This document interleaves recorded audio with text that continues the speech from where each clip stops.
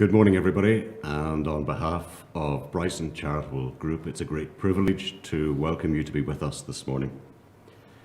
At Bryson, we exist to build the best possible future. We exist to liberate the potential of people who have been deprived of the chance to maximize what is best in them and what is best in their situations. People have vast potential, but only when it is nourished. Only when people are respected, are listened to, when they're encouraged and trained, when they can experiment safely, when they feel confident and safe in being constructively challenged by new and sometimes difficult and opposing views. For the last 3 years, the DARE project has made an enormous difference to freeing people's potential. DARE stands for Dialogue About Race and Ethnicity. Our full title is Dare to Lead Change. While division has existed here between two communities for generations, DARE has led by also welcoming and bringing to centre stage people from our own BME communities. Seeking this different, often challenging input has brought fresh insight, which has helped many to see things differently and perhaps to become unstuck from a singular lens. DARE doesn't exist in a vacuum, and so I want to share some of the key elements which have been vital to DARE's success. It is funded by the Special European Programmes Board, which aims to build positive relations through all communities across Northern Ireland and the border counties. It has involved well over 2,600 people, and so its reach has been very significant.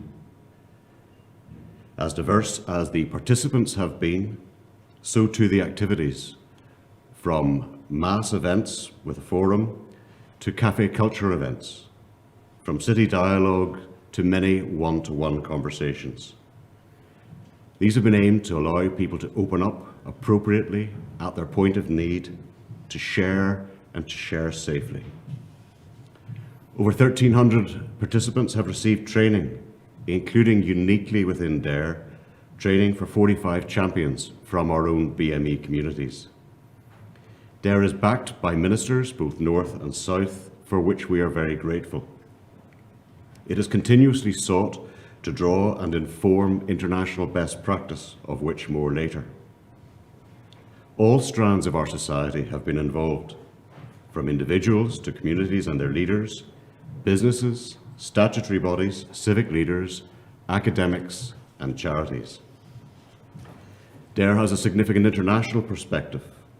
Over the next 2 days, we are delighted to welcome both local contributors and also those from Melbourne to Tenerife and from Leeds to Pittsburgh. May I thank you all who have contributed and will contribute over the next 2 days and indeed the next years on these activities. May I thank you all for daring to lead. I hope you really enjoy the next couple of days, and I hope that together we can continue to liberate the potential of every person, of every community, and together to build the best future. Thank you. Thank you to Shane. Hello, good morning. 2,600, that was the number we just heard there. The amount of people who have taken part in these dialogues about race and ethnicity. They are men and women. Those conversations took place in cities, in rural communities. Council staff have done it, school children have done it. A massive array of people. And the point was that they could listen to and learn from others in this community. This symposium is the culmination of all that work that's been going on for 3 years. We hope to be able to reflect on what we heard, remind ourselves maybe of what happened in those rooms, but more importantly perhaps, consolidate that information, put it in a way that we can harness it, use it going forward in whatever communities we'll be going home to. My name is Declan Harvey. I'm the presenter of the BBC's Drive Time news programme on Radio Ulster and BBC Radio Foyle. Why I'm so interested in the work that's been happening in these dialogues is that it seems to me I spend my days talking about the effects of an absence of community cohesion, an absence of compassion in our world and understanding for each other. These dialogues work much further upstream, almost preventative, so that they don't end up making the news much later on. So that's why I'm so engaged in this and excited to learn with you and our contributors over the next 2 half days or so. We are coming to you from the banks of the Lagan in Belfast. This is Bryson HQ. You can see the Albert Bridge behind us. But as Shane said, we'll not be staying here for the entire 2.5 days. We'll be crossing live to Melbourne, to Pittsburgh in Pennsylvania, to sunny Tenerife, and also to Leeds.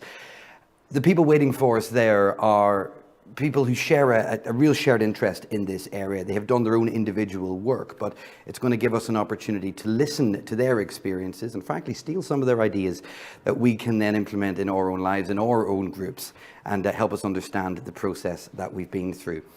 More importantly, perhaps than them, we will also hear from some of the participants who have been talking as part of these dialogues from all over Northern Ireland, and I've seen a few of them already. I think they're a particular highlight. You can get in touch with us at any point. It's not very difficult, not very technical, but let me explain for the sake of it though. Underneath the window in which you're watching us on, you'll see a little tab which says Ask a Question. You can type anything in there that you want us to see. I mean, it would be ironic. Normally on the radio, we would say, you know, keep it polite and keep it nice. But given the subject matter that we're dealing with in this symposium, I assume you don't need warned about that. But certainly lots of questions. If you think there's an area we haven't necessarily gone into yet, then that's your opportunity to alert us to it or feedback on any of the contributions that we'll be hearing. We'll see it here, and we look forward to getting them. The dialogues about race and ethnicity feed into so much of what is happening elsewhere in Northern Ireland. They are tethered to conversations in different places, and that's why some of the decision makers have been so keen to be involved. So before we go any further, let's hear from some of our political leaders who have match funded this project over the last 3 years, and they wanted to welcome you to the symposium. Thank you for the invitation to take part in this event to celebrate the success of the DARE project. Promoting reconciliation and integration is crucial in helping our entire society to move forward as a united community where every individual is respected and valued equally. There is so much to commend in a project that has 2,600 participants. DARE has also developed 45 cultural and community champions from BME communities. They worked alongside project staff to represent their culture and to support individuals who feel vulnerable due to cultural differences. Minister Kearney and I met recently with TO's racial equality subgroup to discuss those challenges and what more needs to be done. In the Executive Office, we value the work you do to inform and change what citizens know and think about the mix in Northern Ireland society. The work you do raises awareness of the challenges that people face when trying to make connections within their community. It helps us work together to overcome these and make real and sustainable connections that foster inclusion and integrate communities. I would like to take this opportunity to congratulate all who have been involved in the successful delivery of this project. The impact will leave a lasting legacy for the participants and their communities for the years to come. I'm delighted to be able to join you today at this International Symposium event to reflect on the hard work over the last 3 years of the DARE project. The principles of integration and inclusion underpin the executives together building a united community strategy. So it's great to learn that DARE has engaged more than 2,600 people through its range of training and events and has given participants the opportunity to obtain OCN accreditations in good relations and civic leadership. I congratulate all those who have participated and worked so hard to gain these qualifications. Delivery of the racial equality strategy is a key element of our work under TBUC, and I'm really delighted to see the focus on support for minority ethnic communities within the DARE project. As we're all aware, achieving racial equality and successful integration requires all of society to play its part. It's therefore incredibly encouraging to see how this project has facilitated that outcome. Building good relations across all communities is central to the aims of the TBUC strategy, and the Executive Office is proud to support this work through Peace 4. I'd like to commend Bryson Care and its partners, including Tides Training and Consultancy and Donegal Intercultural Platform, for their innovative and dedicated approach. While we have still much to do on our journey towards a shared future, your work as part of this project has made a real difference. I know this has been a partnership effort, so thank you all and congratulations to everyone who's been involved. Hello everyone. I'm really pleased to address you all as you mark the closure of the Peace 4 Dare to Lead Change project. Firstly, I'd like to thank Joe Marley, Director of Bryson Care, and for the kind invitation to speak to you today. This event is an ideal opportunity for you to present the key findings of this project and to explore the actions necessary to continue building a culture of peace, prosperity and compassion. I know the project received €843,000 under the EU Peace 4 programme, and I'm delighted that my Department of Rural and Community Development was able to provide matched funding. Building, improving and sustaining relationships from people of all backgrounds is what the Peace programme is all about. I know that you have worked with 2,600 participants from different cultures, communities and religious backgrounds across Northern Ireland and indeed the border region. During the course of this work, the project partners established 45 cultural and community champions. These helped to create an environment where people could be themselves, sharing their unique perspectives while knowing that their contributions were valued. By establishing the Inter-Community Interest Forum, you gave a voice to individuals of all backgrounds. You raised awareness of often sensitive issues and explored opportunities to help shape future policies and create better outcomes for all our people. By embracing our differences, we learn from each other and improve as individuals. Isn't that what life is all about? Becoming richer as a result of our experiences. I would like to congratulate all those who took part in this project, including the project partners, the Bryson Group and Tides Training and Consultancy. You should all be very proud of what you have achieved. Our thanks to Gordon, to Declan and to Heather. The European Union has been sending money to help communities in Northern Ireland since the late 80s. The peace programmes since the mid-90s have injected well over £1 billion here. It is vital funding to help these kind of projects operate. So we wanted you to hear from Gina McIntyre. She is from the Special EU Programmes Body. My sincere apologies that I'm unable to join you all this morning for your event. I would, however, like to thank you for inviting me to take part in your two-day symposium, which also marks the completion of your fantastic project.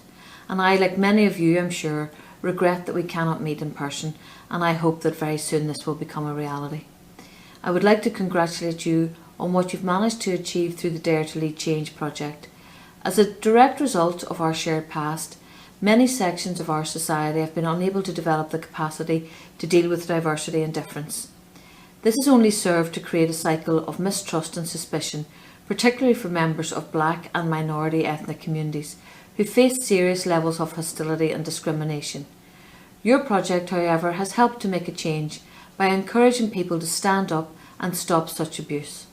It has created hundreds of community champions on both sides of the border and delivered dialogue opportunities for citizens of many different cultures, faiths and ethnic origins, which has helped to build new and positive relationships. I'd like to congratulate all of those involved in the delivery of the project, including the lead partner Bryson, Tides Training and Consultancy and Donegal Intercultural Platform. I'd also like to recognise the financial and non-financial support which has been provided by the Executive Office in Northern Ireland and the Department of Rural and Community Development in Ireland.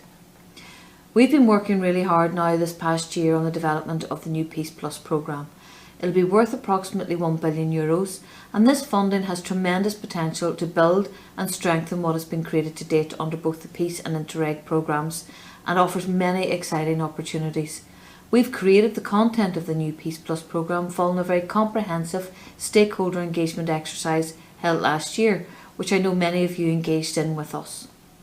And we've recently launched a public consultation to hear your views on the new programme and its design, and full details on how to do so are available at our website. So again, I would just like to thank you very much for inviting me to help celebrate your achievements, and I wish you a very enjoyable event. Gina McIntyre, We're not alone here on the banks of the Lagan. Bryson worked with a partner agency, Tides, and Lisa Wilkinson is with me. You're like the Holly to my Phil, the Judy to my Richard. Brilliant. I'm so excited. You're very welcome. Tell us a little bit about the role that Tides played in all this. Super, thank you. Yeah, this is great. This is my debut, so let's go for it. So Tides partnered with Bryson Care, and we're delighted to have been able to do so. We are a training, mediation and facilitation organisation, and we were able to provide OCN accredited training for 1,300 of our 2,600 participants. I just want to say a massive thank you to the two junior ministers, Gordon Lyons and Declan Kearney, because their support is really important. And I suppose one of the main aims of DARE was about working at all levels of society. So we worked with asylum seekers and school children, as you've mentioned, Declan, but right up, it's really important that we were able to elevate their voices up into the powers that be. I want to say a massive thank you to SEUPB and also to Heather Humphreys, the Minister for Rural Community Development. Tides has been part of Peace Funding since Peace 1, and really the money that we have received has been vital to building positive relationships, so we don't underestimate or want to diminish the thanks that we have for the funding, albeit challenging at times. The administrative burden has been difficult, but the finance and administrative support that we've had in the background has been vital.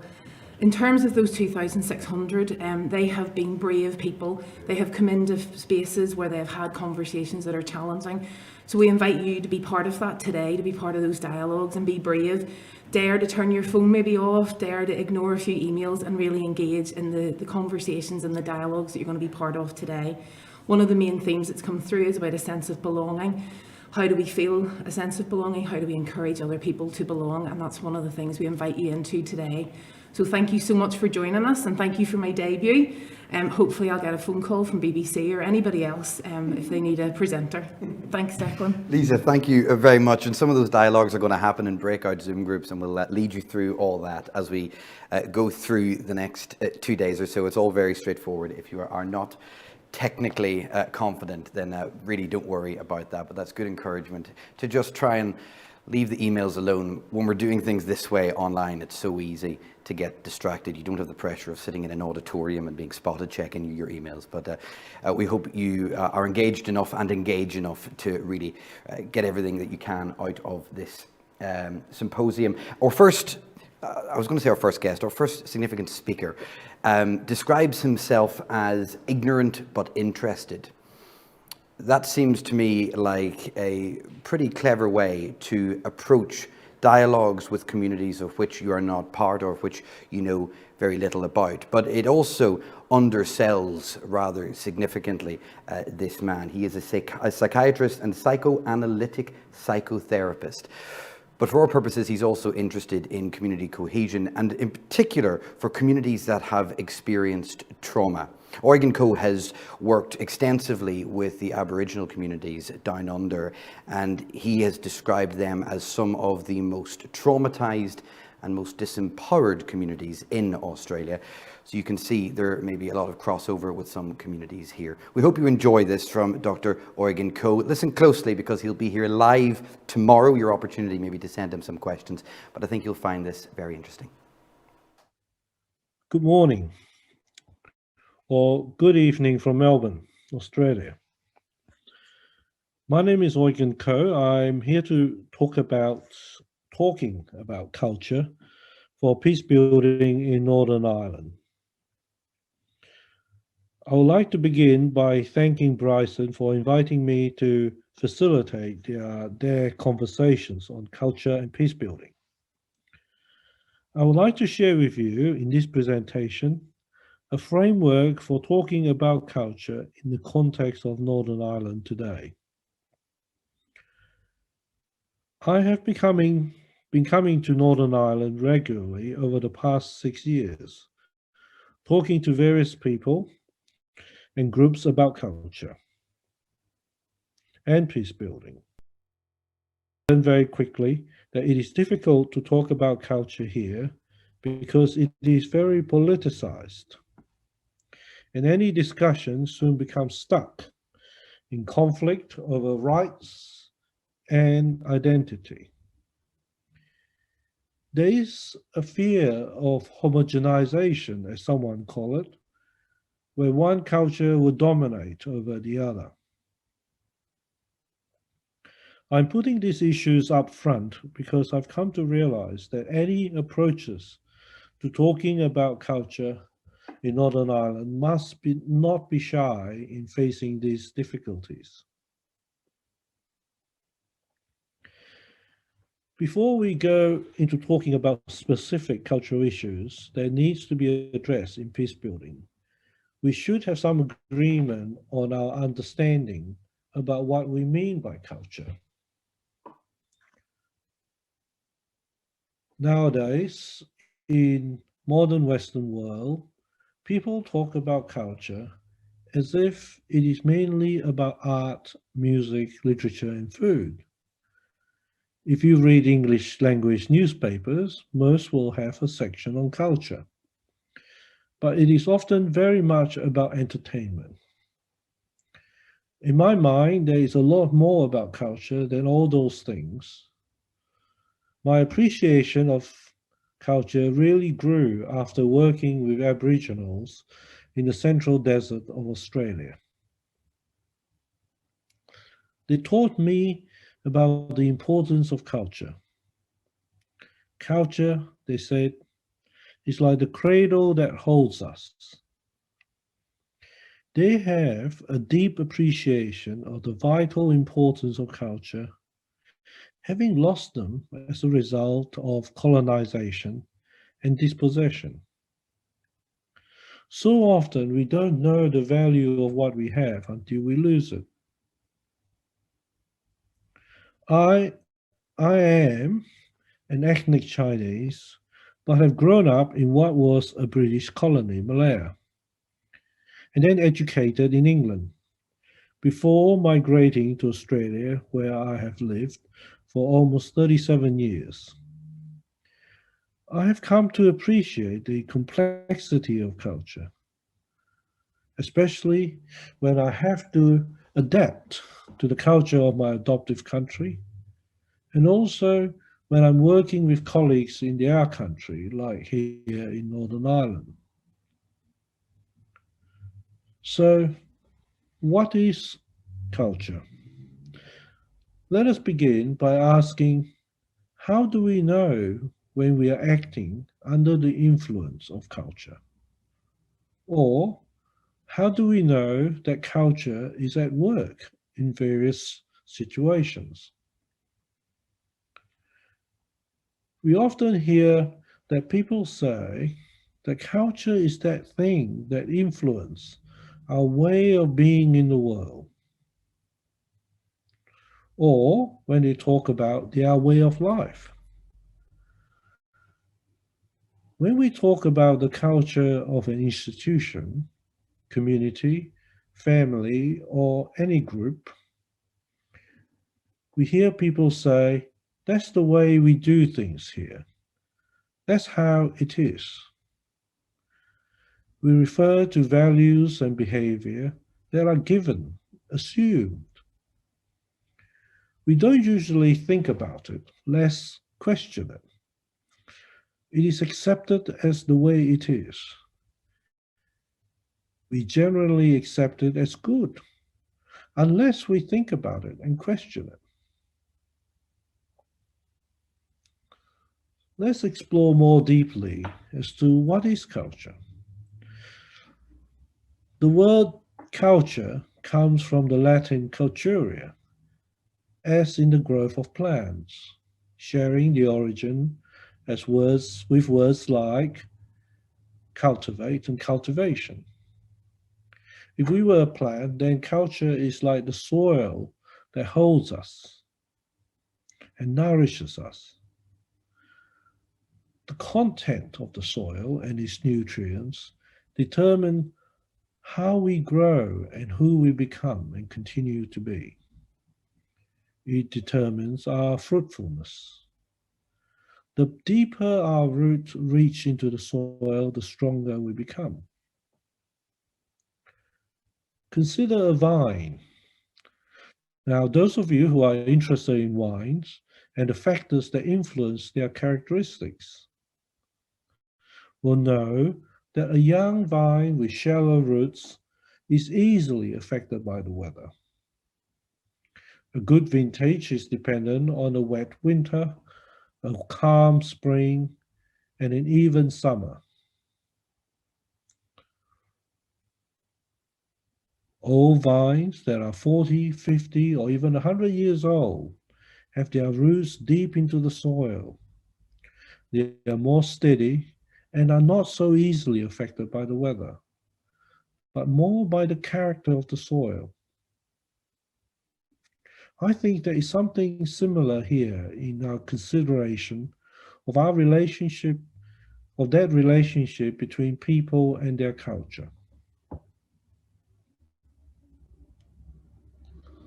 Migrants, and I have been a migrant several times, take a little of their culture with them. When we move to a new country, we are like pot plants with the soil from our motherland. We are very vulnerable. Those who have tried to grow things in pots knows how easily they dry up. And after a while, the nutrients become depleted. Migrants need to be transplanted into the land of their adoptive country. Only when their roots are deeply into the soil of their new country will they feel sturdy.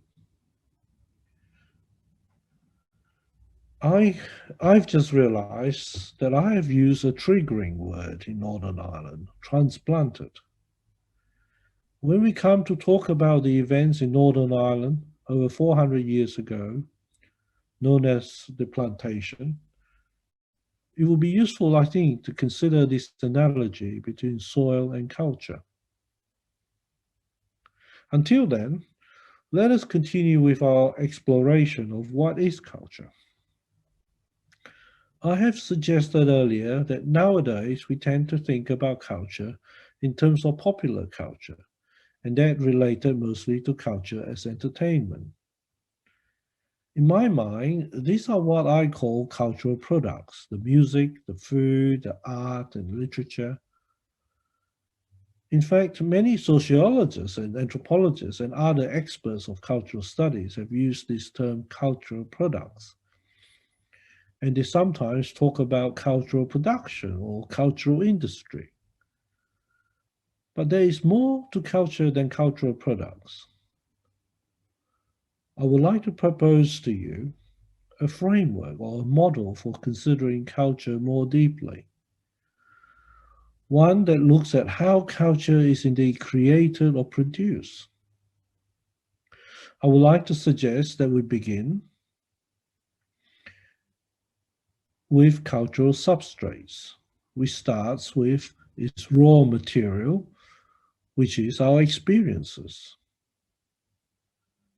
And since culture is a collective phenomenon, we are talking about our shared experiences.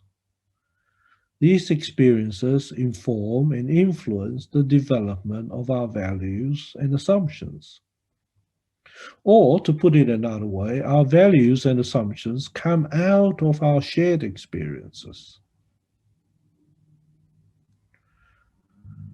Our experiences combined with values and assumptions are then transformed into cultural products by what I have referred to as cultural instruments. Sociologists have studied cultural instruments for a long time, and they tell me that what I call cultural instruments are made up of social structures and social processes. A social structure is like an institution or an organization, like a church or government, or the various elements of a civil society. It can also be artists, musicians, and their respective organizations and industry. Social processes include democratic or political processes generally, or how communities come to terms with the loss and grief and trauma, or how creative processes such as how a piece of music is created and shared. So to summarize and to illustrate it in a diagram, I would like to share a slide with you. So here we begin with cultural substrates, which is acted upon by cultural instruments to make cultural products. Allow me to elaborate with of this framework with an example that illustrates how culture can be created. Consider an incident that had affected most people in a community, say the tragic death of a young person. A songwriter wrote a song about it and sang it while busking by the marketplace. It captured the attention of many, and the news soon spread, and she was invited to play it on the local radio. It was a song that resonated with how many people felt about what happened. The song was recorded and was more widely spread and shared, and was played on the anniversaries of that incident. It became the anthem for that incident and all that related to it. And therefore, it became part of that community's culture. And generations later, it will become a folk song of their culture. In this example, the shared experience of the people of that community is the raw substrate that, along with other substrates, such as their values and assumptions, were drawn together into a song by a songwriter, who is a cultural instrument. She was aided by the local radio and recording studio, which, as cultural instruments, enabled the song to be shared far and wide, and over many years and generations. Other cultural instruments, such as civic organization and community groups, in insisting that a song is played on the anniversary of the incident, also contribute to the process of making that song into an anthem. And in remembering it over a few generations, they help to make it a folk song of that culture. I hope this example will have demonstrated to you that culture can be created and continually developed. It can also change. Culture is dynamic. We often confuse culture with tradition, however. Tradition does not change, and it is about preserving the past. Culture is informed and influenced by the past, but it holds and nourishes in the present, and it guides us into the future. I also hope that the example that I've shared would have illustrated how cultural substrates, instruments, and products are all parts of culture. If you're still unsure about how this framework for thinking about culture works, perhaps I can explain a little more with the metaphor of baking a cake. Cultural substrates are like the ingredient that goes into a cake: butter, sugar, eggs, flour. Cultural instruments are the people, the equipment, the process of mixing the ingredients together. And cultural instruments is about how we make the cake, how we bake it. And of course, the cultural product is the cake itself. If we continue with this metaphor, it would explain how the same ingredients can be made into different cakes, depending on how we mix the ingredients and bake it. Those of you who are used to baking cakes will know that a slight change in technique and baking at different temperature for a different period of time while using the same ingredients will give you a different cake. We could go on with this metaphor and look at how similar experiences, ingredients, with different institutions can give rise to different cultural products. We can also discuss how, if we want to change a culture, we need to start with changing its substrates, like the values and assumptions. And we need to change the way institutions and their processes act on these substrates to give us new and different products. We could go on and on with this example, this metaphor. However, I should return to the question, how do we talk about culture in a way that we can change it or create new ones? I hope the framework I've shared with you will encourage you to think more deeply about your culture and examine it. Some of you might want to remind me that it is difficult to talk about culture in Northern Ireland, and it is politicized and a sensitive subject. Indeed, it is impossible to talk freely about culture unless we have a culturally safe space. Now, what do I mean by a culturally safe space?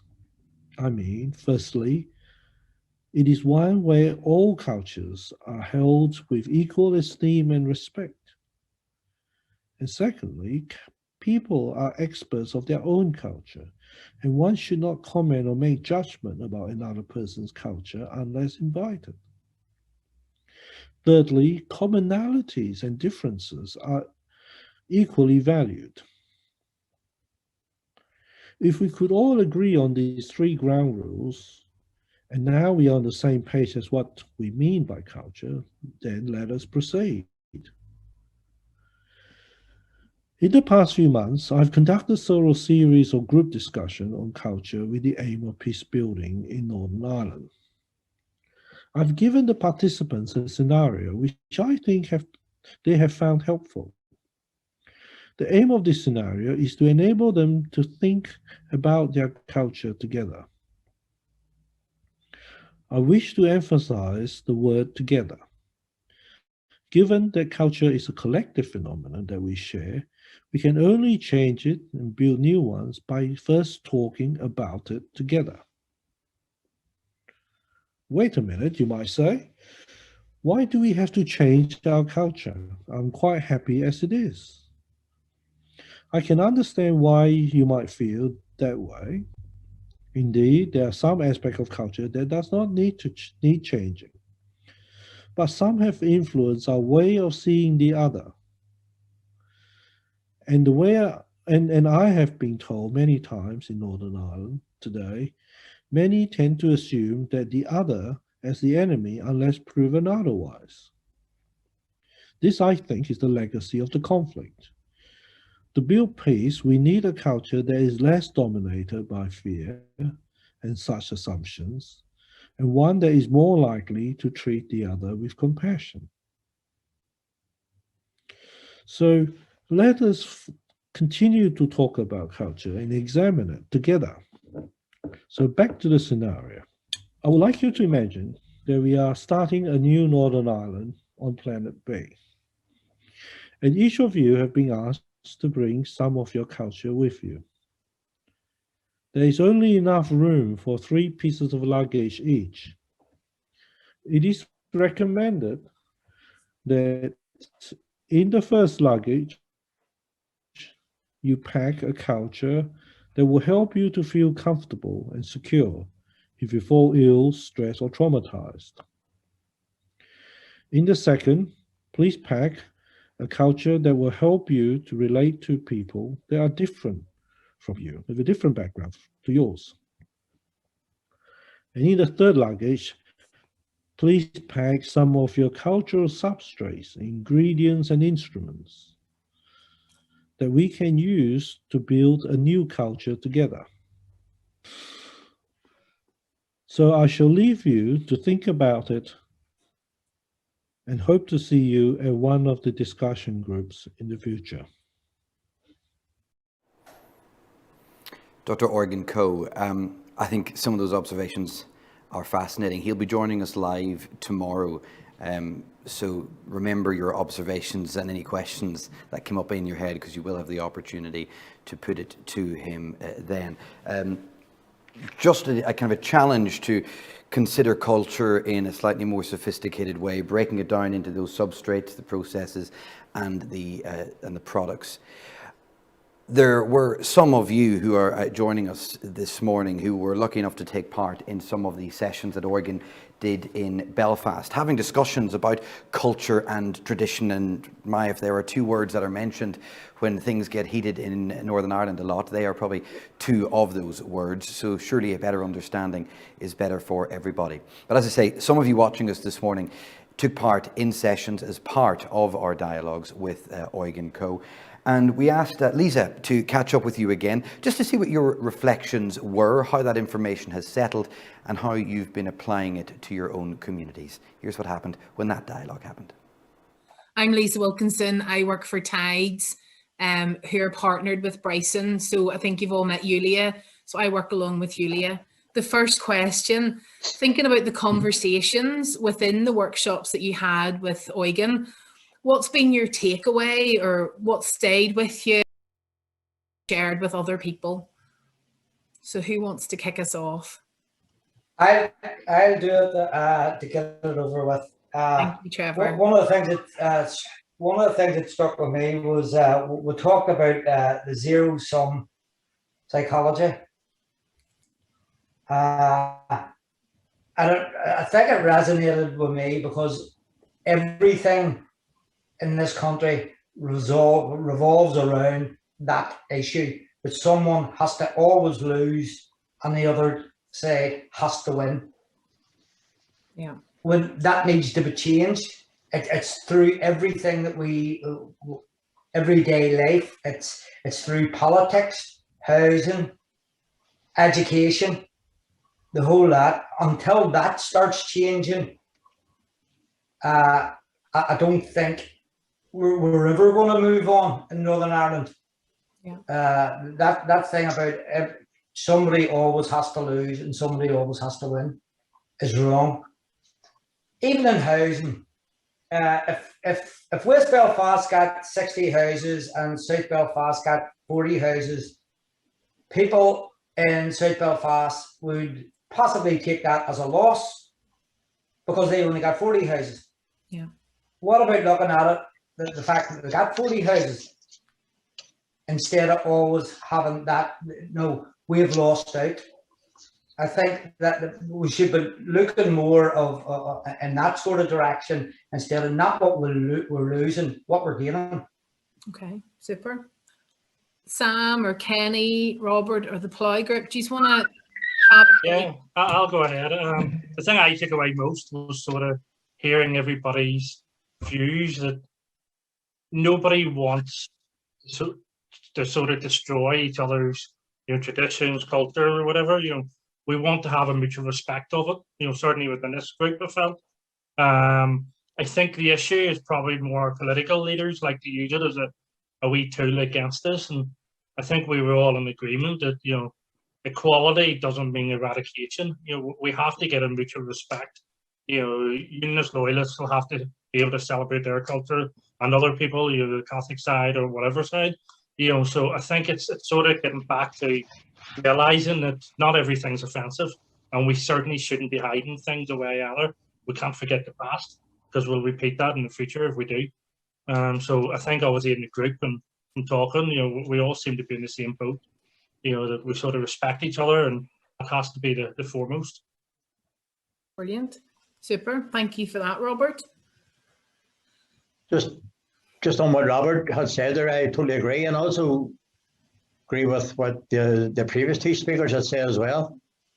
But I think in reality, the whole issue around culture, and we had those conversations around culture and how to celebrate culture, and I thought that was a very positive outcome, because I think through the conversations, everybody had respected everybody's culture.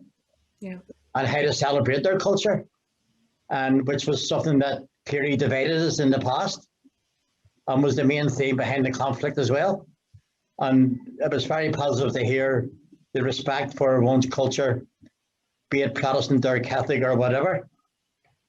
But I think it was also very important to discuss as well that our ever-changing society, that Northern Ireland in itself is becoming a more integrated multicultural society. And how do we embrace that as a strength?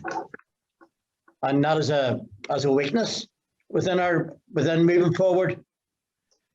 I mean, like, what else could we do as a more collective, a more sort of multicultural society that will celebrate 100 years of Northern Ireland that everybody is in agreement with? I don't think everybody has got the opportunity to express that. And I think it's up to now.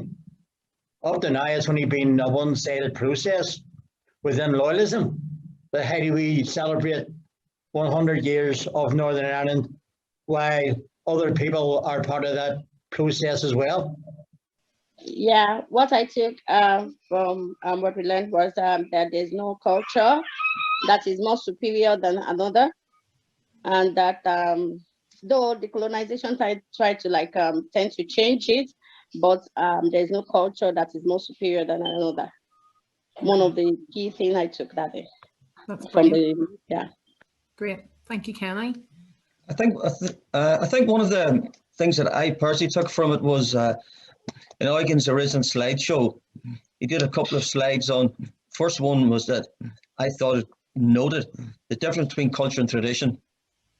And one of the quotes there was, culture is dynamic. It's constantly changing, evolving and adapting to changing circumstances. And people don't seem to be buying into that. You know, people seem, tradition is about preserving the past, but culture changes, it evolves, it adapts.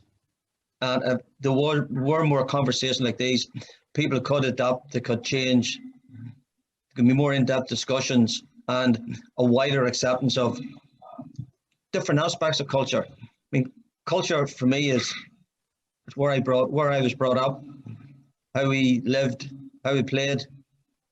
I mean, there's a lot of stuff that people say that's part of your culture. No, it's not. Something I could be at in school, but I think the whole concept of change and evolution, people haven't bought into it because they just don't know about it. They're not sure about I didn't know. I mean, the difference between culture and tradition, the models of culture, even the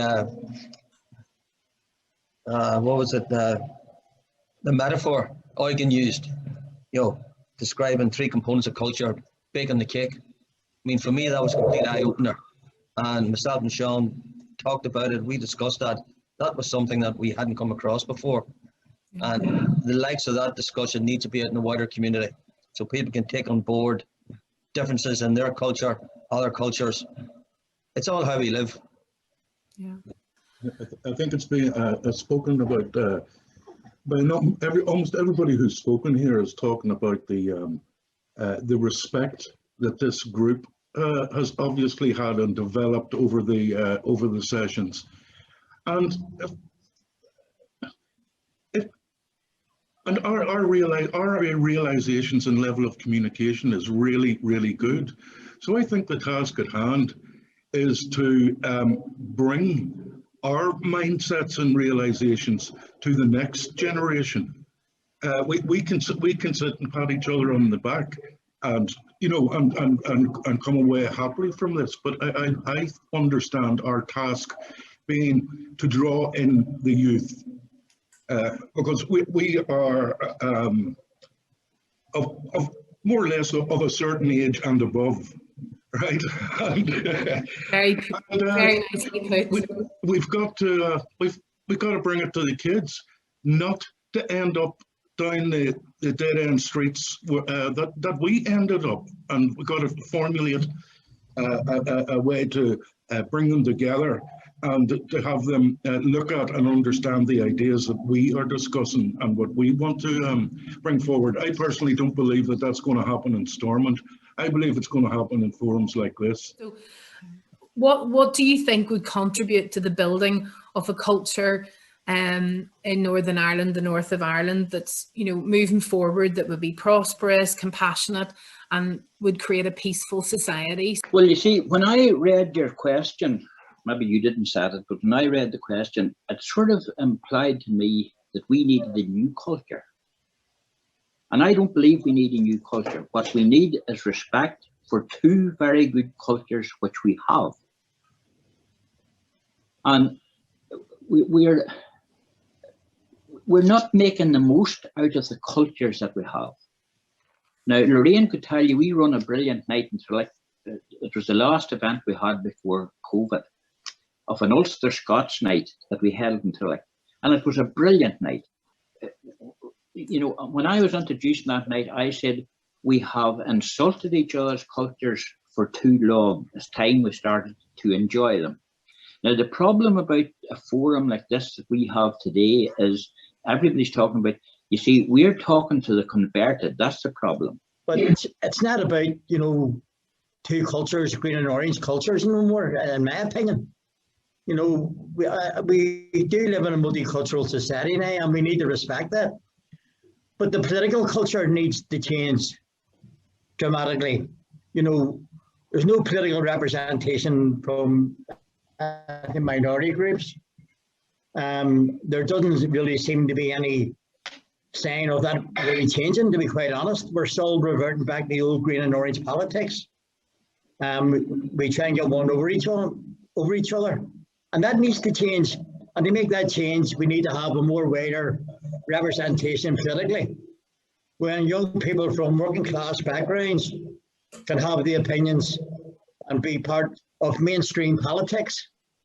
And that's what really needs to happen. You know, when somebody from a nationalist community has a social sort of insight and agreement with some of DUP policies, and vice versa, when some young unionists agree on a policy within Sinn Féin, and then why not be part of that process?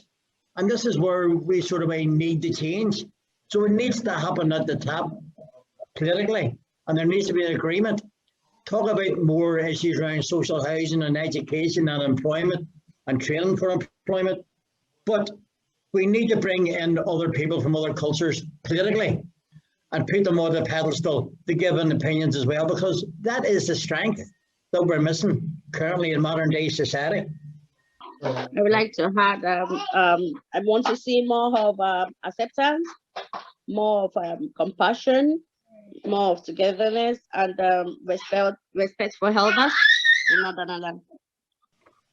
I agree with what Jockey had said a minute ago there, that I look at it sometimes and think we definitely need a better understanding and a better communication of culture and other cultures, because as I say, people would use so-called culture as a weapon against the other. And if you start taking, if people think that their culture is being taken away, you've got a problem. Chalky mentioned about the political thing in Northern Ireland. That is the problem. People could probably get on no problem in Northern Ireland when they come down to it, if you took politics out of it. It's a lot of things in Northern Ireland, everybody knows, is about your past experience. And if you've got a past experience that's bad, it sticks in your mind.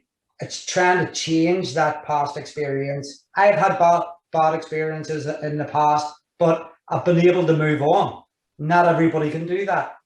As Barney said, we're all right in this wee group, and we seem to be able to get on. We need to get that out to the wider community. You see, I belong to a very nationalist family, if you wanted to put it that way, a GAA cultist family. But I live in a totally loyalist area. And I have lived here where I'm sitting in this corner. I can go back till 1850. 1850 now, not 1950. You're looking good for it. That's not bad. Well, not me personally. But you see, because we know other, I think nobody put it as well as David Irvine in his book. He said there was only 3 Catholic families in his area, but they were great people, but they weren't like all the other Catholics, you know. And I feel that is one of the problems, that people don't know other well enough. I think we just need to change. We've mostly covered it. I think we need to change our attitudes, you know, and it has to start at the top. It has to be political. You know, everything seems to be used as an attack, you know, whether it's the Orange Order, whether it's the GAA, the Irish language, even the census this week there, you know, I've had stacks of messages through social media, you know, regarding if you're Irish, make sure you put Irish, if you're Northern Irish, you know, and even Ulster Scots, you know, if you use any Ulster Scots term at all, put it down if you speak it, just to try to get the point scoring up. We need to sort of get away from that, you know, let's enjoy it. You know, I am what I am, and I'm comfortable with that. So why am I not then comfortable going into a community with somebody else and sort of accepting what they are, and they obviously have to accept. And that's what this group's showing. That certainly, you know, there's been nobody that's stood out. I don't think that stood out and has been awkward or not accepting. We all seem to be of the same agenda. And the only people sort of against that is those at the top that try to get 2 points scored. But could I say this to you, Robert? You're not I having agree. my lamb egg, Barney. It's fine. No, but I agree totally with what you're saying. But if somebody put themselves forward for election, telling the story, your agenda, they wouldn't get elected. Exactly. That's not true. Yeah. That's true. So and how do we resolve that then? Yeah. I think the one word that's in the second question is compassion. They don't seem to show a lot of compassion.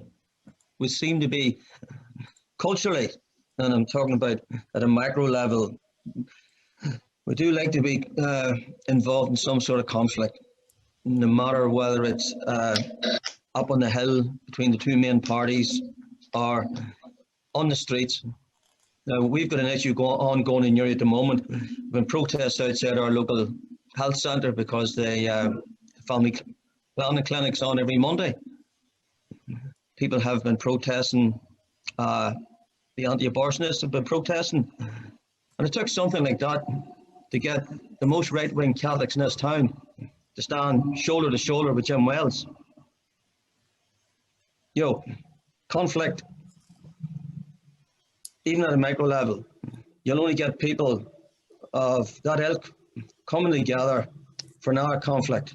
You know, if it's not orange and green, they'll find something. So I think the word that we need compassion. So we do like a wee bit of conflict, even at a micro level. And I think we need to bring in that word there, a bit of compassion. People need to stand back and look at maybe the bigger picture as we are and bring it down at different levels, because there's a complete lack of compassion as far as I can see. Yes, we identify ourselves with either, how many times have the words Catholic and Protestant been used in this discussion so far? And there doesn't seem to be too much listening to those who do not belong to a particular faith or group.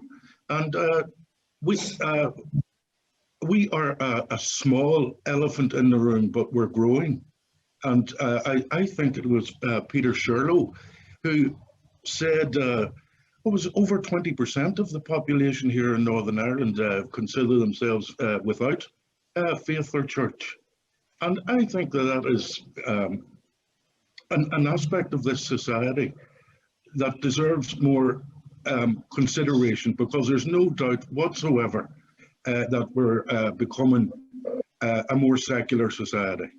And I'd look to the South as an example, that within a matter of a couple of decades, it came out from the Dark Ages, the medieval times, and now is a dynamic, progressive, secular culture.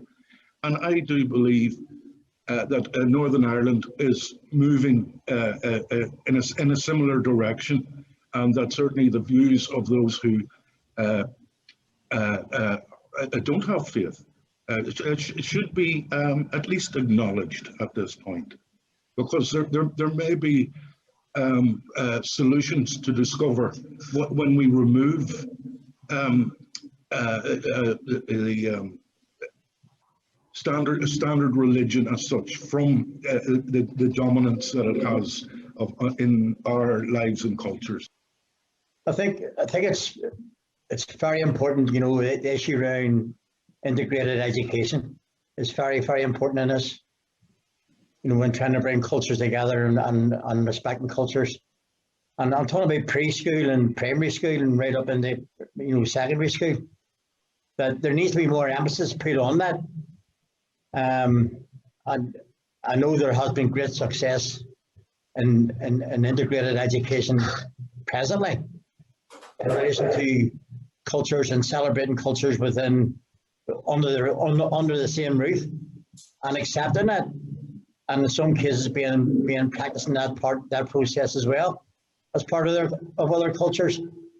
So I think it's very important that integrated education, there needs to be more emphasis put on it. And when I talk about integrated education, I don't necessarily mean about religious education within integrated schools. I think, on a Sunday when culture is celebrated more so than any time during the week, but education is about building relationships and establishing partnerships within young people and respecting each other as human beings and respecting each other for their culture as well. And there's nothing wrong with accepting other people's culture and being part of it to a degree, and celebrate culture as a united people. Lisa, I would agree with Sam. In certain areas, it's virtually impossible. Like Newry's 97% Catholic, to have bums on seats integrated education, but we should have an agreed national integrated curriculum. Absolutely. That should be promoted all over. So it doesn't matter whether you're in a mixed area or an area is 100% whatever. If the curriculum is integrated, and then we can make some strides forward. Any other final comments from anybody that they would like to add in? Just on what Barney had said earlier on, you're talking to the converted here, and not everybody has the same opinion as us outside of this forum, or this meeting. And it's about reaching out to those people and trying to change those mindsets as well. And how do we do that? What's the outcomes and what's the results of us as individuals have done on the ground? What impact are we having? How's it being measured? We're not, the impact that we're having within our communities, in my view, is not being measured. Yeah. And how do we reach out then to those people that are further away from, engaging with others? Like, how do we reach to them, do you think? Well, it's seeing the outcomes of the positive work that we are doing. I don't think, that we are coming together on a cross-community basis, and the positive relationships and new partnerships that has been established is not being put out there. And I suppose to a degree that would sort of fall under the responsibility of funders, for example, that needs. There was the issues that we're having, where we were in the past and where we are now. How do we get there? Where's the pamphlets? Where's the books? Where's the education? But this is where the education, the integrated education, ex-combatants and ex-prisoners come together, who were enemies at one time are now friends. But there's not a vast amount of people who really understand that and know that. Yeah, I would agree with Sam, and also it's a lot to do with the funders, even those from the European Union. You fill in the same monitoring form we do, Sam. First question, religious background. Absolutely. And then it's male, female, age. Yep. There's nothing to same old show the social positives from the project. Do you think we're in a different place than we were at this time 5 years ago? And do you think we'll be in a better place in 5 years' time? Do you think we're in a more positive place than we were 5 years ago in terms of relationships between the communities? I think on the ground, yes, but I think politically, no. That makes sense. Yeah. I think our political parties are more split than ever, but I think at grassroots level, within the communities, people are just wanting to live and sort of work with each other, and if they want to do this or if they want to do that, but then our political parties just seem to be wanting to put a wedge between us. but that keeps them in a job, let's be honest. I think we're something similar. We're not any better, I don't think. And as Robert said, it's all down to politics, not people. The political parties in Northern Ireland, I don't think they actually want people to change, because it will upset their little apple cart. So, well, if people start changing and that they have to actually do some work, and they can't be playing that green and orange card every day of the week. Yeah, I think I said before in one of the meetings about if we didn't have green and orange politics, would these people get elected? Well, there's one question I would have to ask. I don't know the answer to it, but are we in Northern Ireland? I'm talking about everybody, the whole 1.8 million. Are we an extremely conservative people that can't be sort of, it's in our DNA not to change? That's a very relevant question. We're all capable of change. I mean, ultimately, these the major parties in Stormont are put in by the populace here. I think it's fear as well comes into it for a lot of people. But we are discovering that the fear is groundless. I mean, our group here, we have moved towards that. If we are sort of representative of, the various cultural backgrounds in Northern Ireland. So we need to build the confidence then that change is okay, and it's back to that kind of the first few comments, that it shouldn't be about win or lose. Is there anything else you would like to add to the conversation? For now, for me, within what I've been able to study about Northern Ireland, I guess we're going, and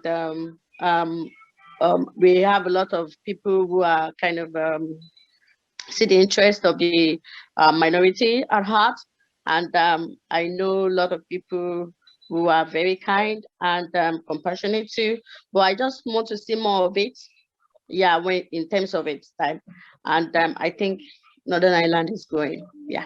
Thank you so much. I think we'll finish up there. Thank you to all of those participants in the dialogue.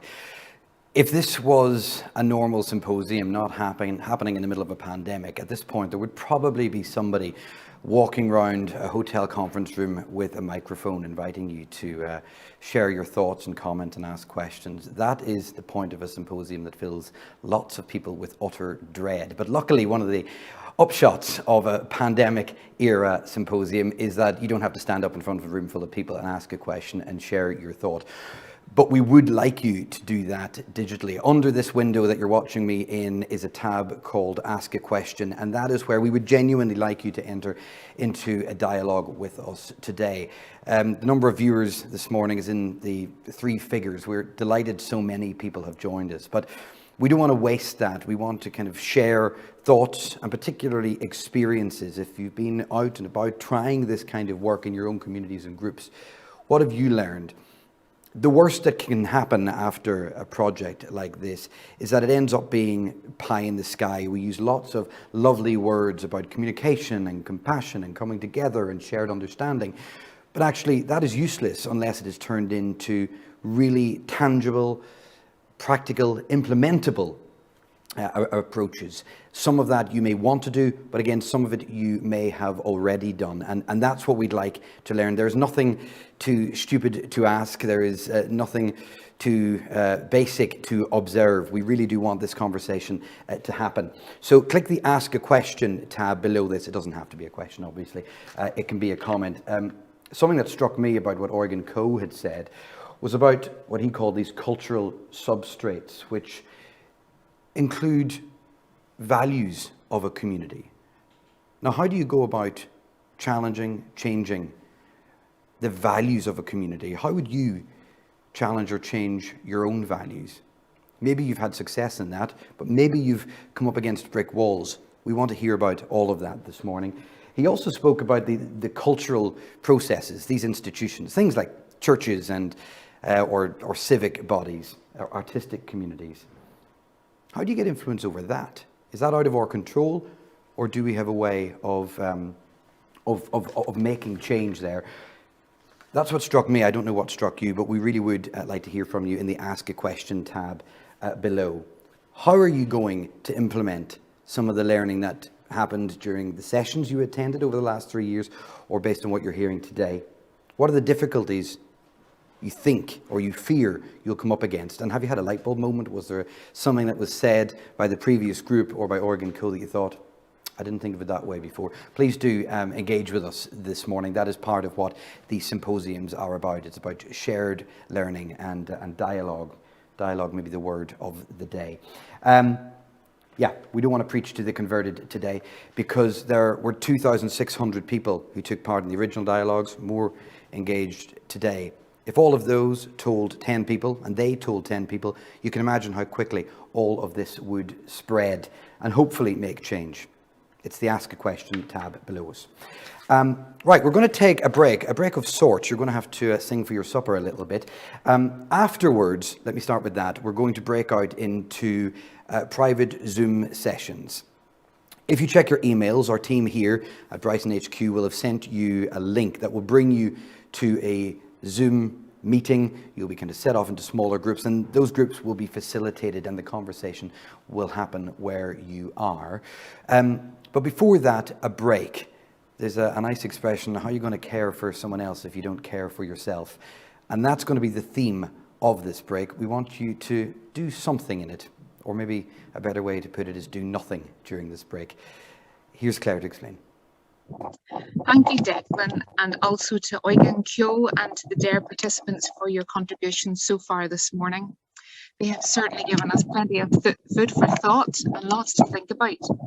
My name is Carol Kane, and as some of you will know, I'm one of the trainers on the DARE to Lead Change programme, and I work for Tides Training.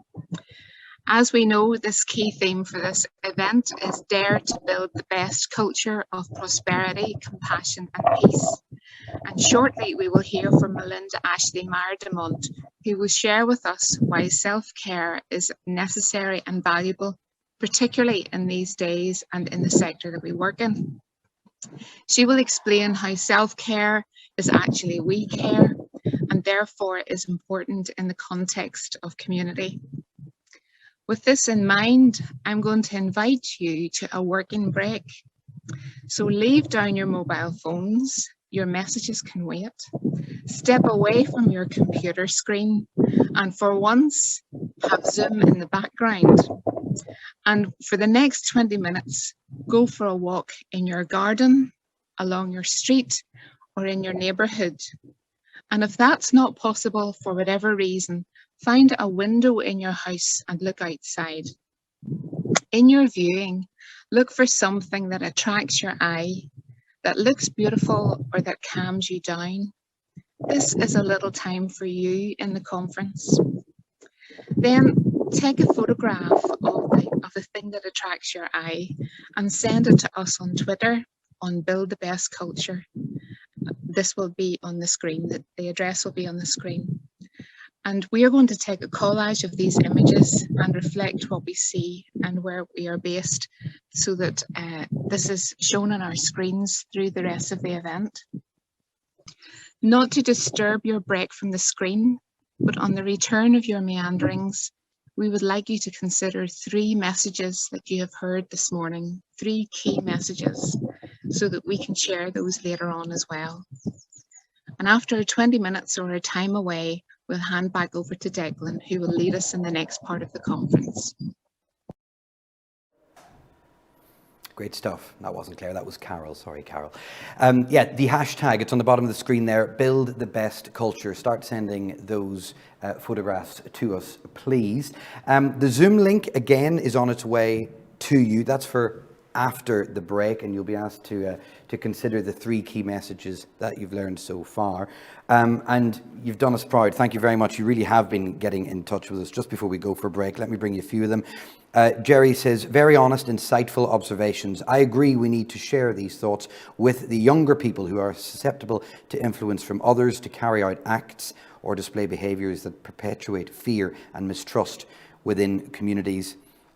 Des says, inspiring discussion. How can we continue to create discussion forums, i.e. citizens' assemblies, and the like? Our best resource is people. I don't think you'll get much objection to that, Des. Finally, from Michelle, she says, do we need to start having these conversations about culture in schools, especially now that Northern Ireland is becoming a multicultural society? If you have been having conversations like this, dialogues about race and ethnicity with younger people in schools, you have some experience of that, then join this chat. Tell us how it went. What was your observations of that? Michelle also says that a very good point has just been made, that we don't have any people from a different cultural background as a political representative within our government. I suppose you could say the Green and Orange would argue that they are culturally different.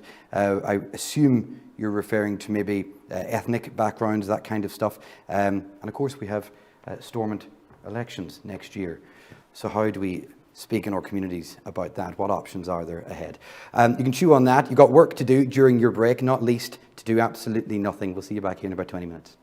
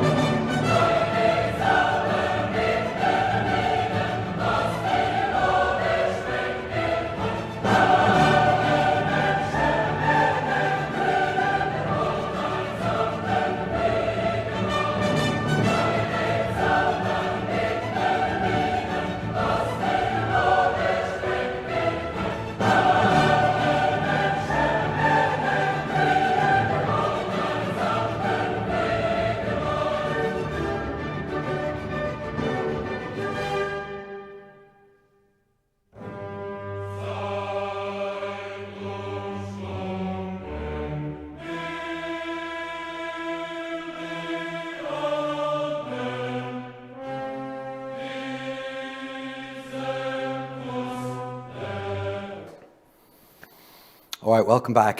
Hope you had a good break. If you did take part in the stillness exercise there, it might just be worth for a second registering how you're feeling now compared to how you did 20 minutes ago. That kind of recognition and checking in with yourself might be useful for something that's coming up a little bit later in the morning. But thank you for all those who took part in the hashtag Build the Best Culture photographs as well. You have been talking a lot on our feed.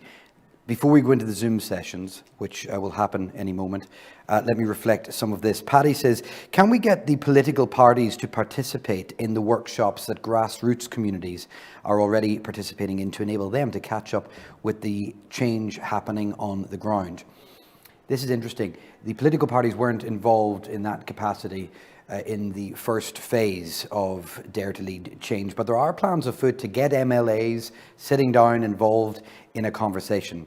The work is underway. I think it's very much up to the MLAs whether they do in fact turn up for those dialogues. Laura says grassroots strategies centre around building relationships that can be maintained and strengthened over time. Do we need to challenge funding structures providing piecemeal support and that doesn't allow positive work to continue and move communities on?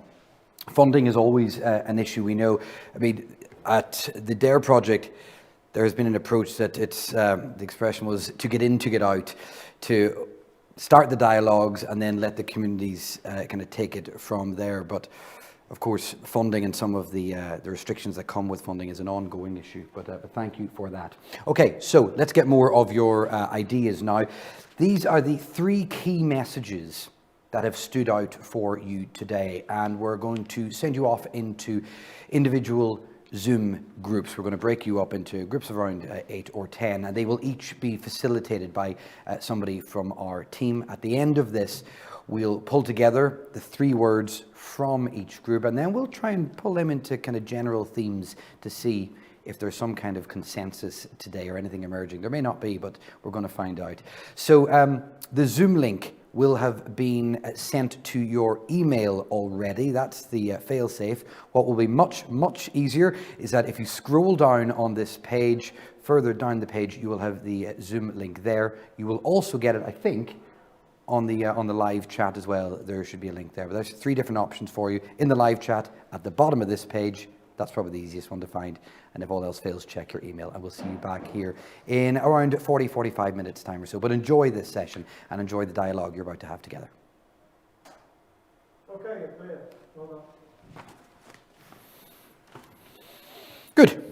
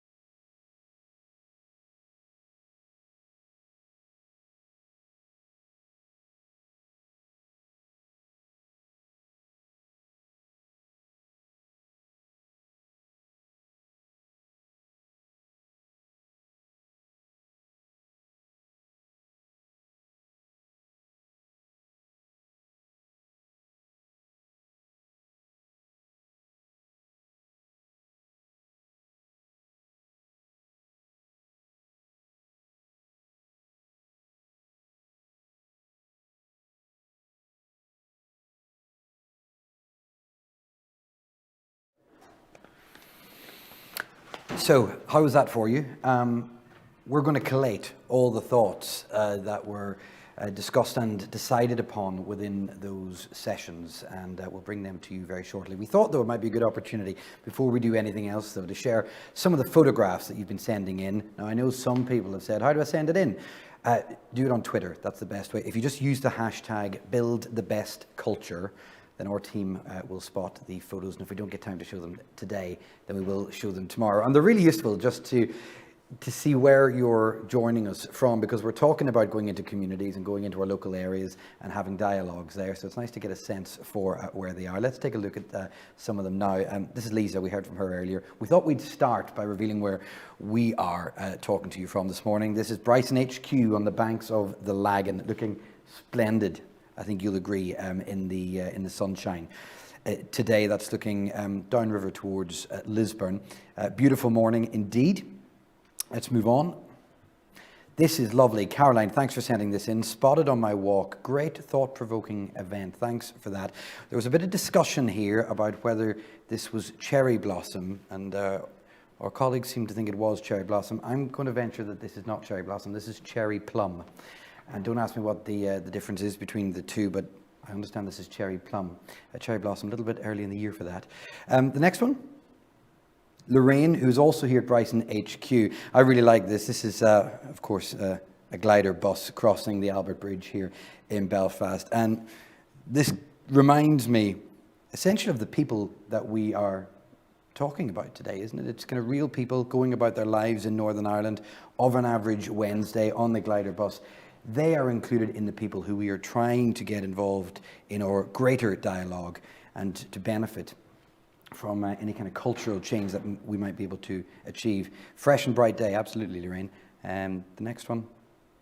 This is lovely from Jerry, a short walk from my office. I really should go outside much more often. Thank you to Carol. You really should go outside more often. My knowledge of parks in Northern Ireland isn't good enough to identify that, but that sky is lovely. Finally, Jermid, thank you.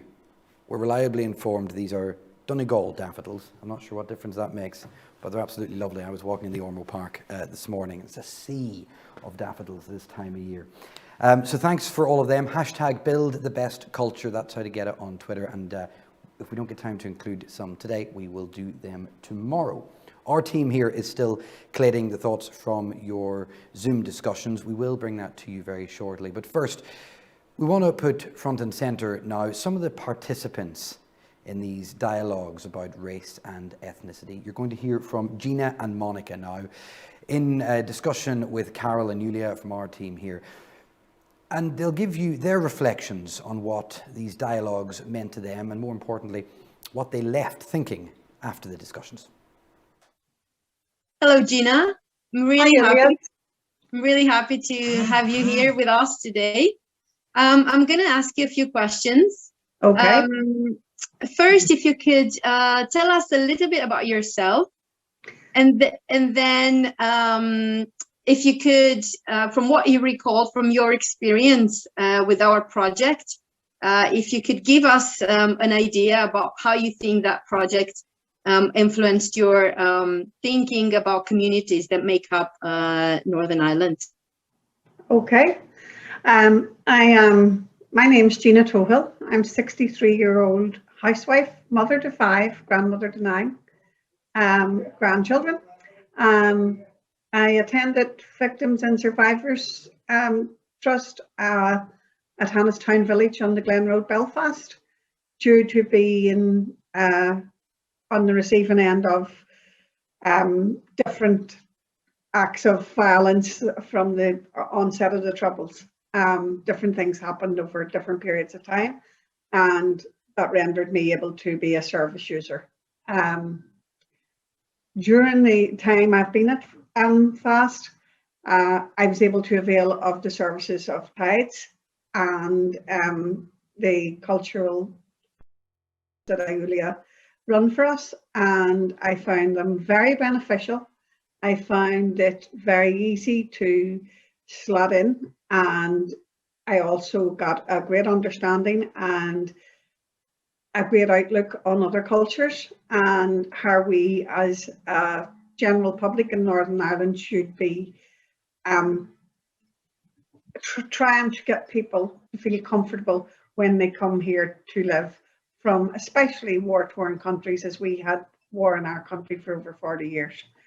Now, so reflecting back on that time and on also what you're talking about now in terms of community, the community mix in Northern Ireland, what would be your vision for a future in Northern Ireland? I think if Northern Ireland really need to look at themselves. They need to open up more. They need to be more open-minded to respect and share equals across the board with everyone, not just the Northern Irish people from everywhere. And where I live at the minute, there is some families, there's Syrian families, there's families from India who live local beside us, and their children and them themselves are an absolute pleasure to meet and to greet on the street. And you're telling me how you have enjoyed the approach that we use in our courses and in the DARE program. And you were talking about the learning. Can you tell us a little bit more about this approach and what worked for you? Well, again, I have to say I got an awful lot from it. And it made you look and respect other cultures. I class myself as being Irish, so I'm from Northern Ireland, but I mean, first of all, I'd say I'm an Irish woman.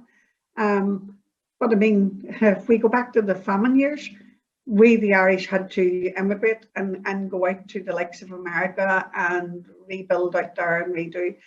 So why can we not welcome people into our country and let us be an open country for all and an open people for all? You know, I think so much could be gained. I really appreciate your insights, Gina. Thank you so much. This was brilliant. I wish we had more time to chat. Monica, thank you for allowing us to have a chat with you and to ask you some questions. Can you tell me how you think being involved in DARE has changed how you think about the communities that make up Northern Ireland? I can see through DARE as big change for myself, because I meet people which one explain me more about the country, about the culture, about anything what's going on here, any problem, and was good opportunity for me to tell a story from my country, so people will more understand us, why we came here, why we here, who we are, and what we actually doing in Northern Ireland. So was fantastic to meet all of them people was join the program and just listen to stories and share the story. I come from a very small village, so my story is a very long story. Like a smaller village than Ballycastle, nobody speak English, and I came to Northern Ireland with no English as well.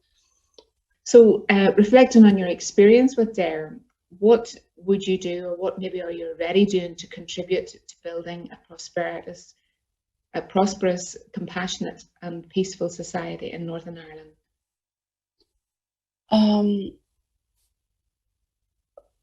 What I do, I think I using that what I learn every single day in my life. I'm working in Cormilla. Yeah, like before I joined that program, I'm constantly working. Was like I came here and I work, and you not have really time, or people you work with, you actually work with them. You're not asking question, what's going on, why is that? So programs like that definitely help to like breaking barriers between people. It's fantastic, I think. And is there anything you would like to say about the DARE approach? I think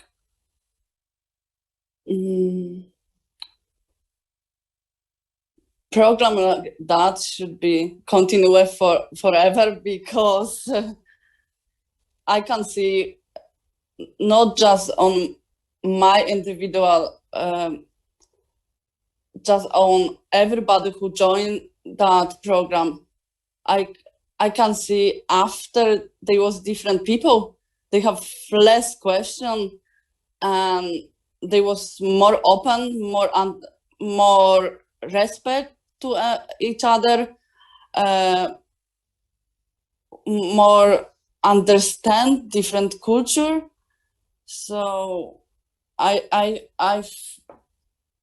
think definitely if something work and help and can help the others, I think it's fantastic and should be forever. So thank you for being a participant on the Dare to Lead Change program. Thanks very much to have me. It was really, really great time, and I hope I can be involved with more courses like that. It was definitely something what everybody needs. Thank you to Gina, to Monica, to Julia, and to Carol. Paddy wins on the comments today so far, I think. He says, love the photo of the bridge, as DARE is just that, a bridge building between cultures. We see what you did there, Paddy. Thank you. There's loads of other comments coming in. Again, if you want to add yours, throw in a question, you can do. It's the Ask a Question tab, which is just below this window. Please do get involved. Christine Turner says, how can the various churches and political parties be persuaded to talk about integrated education so that the laying of the foundations of real integration within our communities can take place? Think of our young. Khalid has messaged as well to say the political role, or the role of politicians, was a negative one in the development and flourishing of cultural diversity in Northern Ireland. He says social cultural challenges in Northern Ireland still exist. And Salwa asks, is there a special cultural policy document for Northern Ireland? I've done you a good turn, Salwa. I tried to get an answer for you on this before we came back. It will probably fall under the programme for government at the moment. Specifically, there's TBUC, which is the Together Building United Communities project. That's a framework that gives funding, helps conversations to happen. Traditionally, that has been associated with the green and orange issues, but there is also a racial equality strategy in place as well. We'll leave it up to you to decide how successful you think they are. Let's get some thoughts on the breakout groups at the minute. You were meeting, I think there was around 6 groups meeting. I'm waiting for this to be updated. There were around 6 groups meeting on Zoom, around 8 to 10 in each group. And we know that we asked you to come back with 3 key messages from the day so far. And what we've been attempting to do is try to kind of pull them into themes. One of those themes is integration. Integration and inclusion came up again and again. And what's interesting about the conversations that were had is that everyone was saying that this needed to be intergenerational. We hear so much about younger people and schools that's come up. But those of us who are a little bit older than that, and again, older still, surely there is a role to play, and the leadership that older generations show to younger generations. I think all too often we go, it's the kids, we've got to sort the kids out. Maybe it starts closer to home than that. Different voices make the society rich, and these voices need to be heard up to the higher levels as well. I assume you mean our political entities in Northern Ireland, in fact, all over these islands. On the issue of integration and inclusion, this one says, we have prejudice and we need to start with ourselves. I suppose that picks up on what we were saying about not just blaming younger people, but on the issue of younger people, it says, how do we share the learning from today with young people to move learning forward? I'm glad that's come up, because tomorrow we're going to be crossing to Leeds. That's exactly the kind of work that they've been doing in the north of England, and they have had some extraordinary results there. It's really practical, tangible stuff that they'll be talking about from Leeds. So we hope that that will give you maybe fresh thinking and certainly some tools. On the issue of culture, which has come up so much today, it said, is there a special cultural policy document for Northern Ireland? Creating compassion so we can bring groups together to tell their stories. I think what's really interesting about that is that it uses that word in a very general sense, and what Organ Co was saying earlier in the day, and what we've been trying to get our heads around is, what do we mean by culture? How is that different to tradition? And in Northern Ireland, what culture are you talking about? We've got our fair share of them. On culture, how do we move from a competitive style conversation to an inclusive one? I think this was referred to by one of the groups earlier as a zero-sum psychology. It's kind of, well, if I'm going to get it, are you going to get it? It says culture is important. Northern Ireland is an insular society. The more exposure there is, the better understanding. It is coming together in diversity and acting as one. That's the dream. Another one here, the importance of language. Where does culture end and tradition begin? The lines are blurred. How do we place the discussion within the majority and / the minority dynamics? I think that's a really, really good point. Thank you. Keep them coming. It's the Ask the Question tab at the bottom of the screen, but that's really useful. And that's not just an exercise to entertain you today. All that information, both what we've collated and the themes we pulled out, but the individual comments that were made during these Zoom sessions is going to feed into the work, not just of the DARE team, but specifically Tides as well. I know that they were very interested to see what you had to say. So thank you for that, and you can keep them coming. Now, on the issue of where you're joining us from today, you sent lots of lovely pictures from Northern Ireland, some of them slightly beyond Northern Ireland, but how about this for a location? We're going to cross to the south coast of Tenerife and speak to someone who has been hosting sessions as part of the DARE project, and she's on the line now. Melinda DeMott, a very, very good morning to you. Before we do anything else, just show us where you are. Show us your view this morning, because to use common parlance, it's a humdinger. Let's see it. Okay, good morning, good afternoon, everybody. This is where I am on the island of Tenerife. How about and that? And this is my view, and this is my way of waking up and looking at beauty. Well, you sure trumped the Donegal daffodils with that view anyway. It's very good to speak to you. You are director, co-founder of the Norwegian Institute for Expressive Art Therapy, and your whole area of interest is around self-care, and it goes back to what we said earlier. How are you supposed to care for others when you're not looking after yourself? So I'm going to throw over to you to explain why it's important, how we do it for the next 45 minutes or so. But if I could lead you off, I suppose the issue of self-care maybe has never been as prescient as it has been in the last 12 months, where we've all been dealing with the pandemic.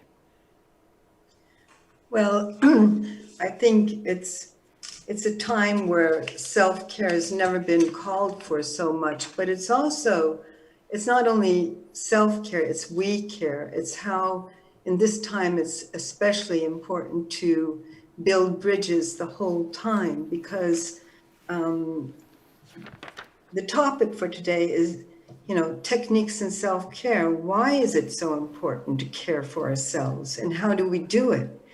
And today, the pandemic is called the invisible war, and we're living in a collective trauma. And my background is in mental health. I've been working in mental health since 1973.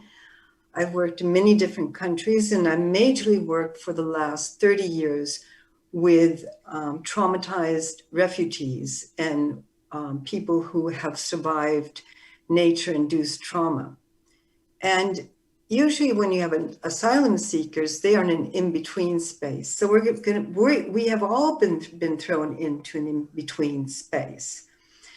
But I would like to start off with, after seeing all these beautiful nature images, just taking a deep breath, because what we do when we're in this unpredictable time, not being aware of it, we hold our breath a lot. So just before I start with my slides and, just sense the image you've been looking at or the picture you took, and take a deep breath and even stretch from your chair and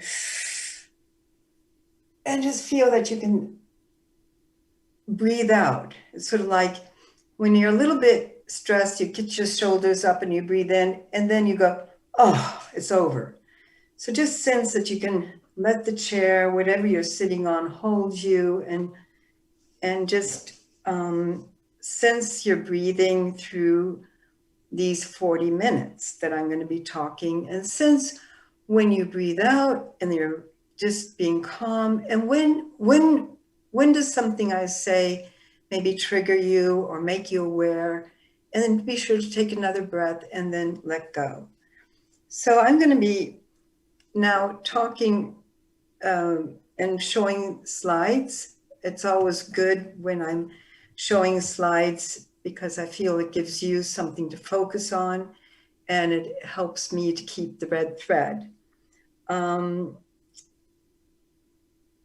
now on the island of Tenerife because I'm in lockdown. It's a beautiful place to be. So I've been doing a lot of self-care because the weather makes it possible for me to be outdoors. And self-care can be hobbies like playing tennis, walking on the beach, but self-care can also be the way you get up in the morning, the way you drink your coffee. And many of us think about the way we do things during the day. We're not really aware of what we do. And so I'm inviting you through this lecture to become aware of your daily rituals. And many of you call it routines, but let's say if we lift it and make it to daily rituals, that you make it something special. It could be that you, for example, light a candle when you're eating your breakfast. That makes it to something different. So I'm going to now go to share screen.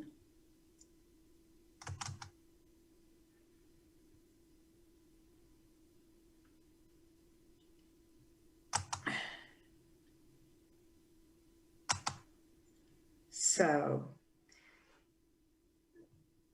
going back to our title for today, Techniques in Self-Care.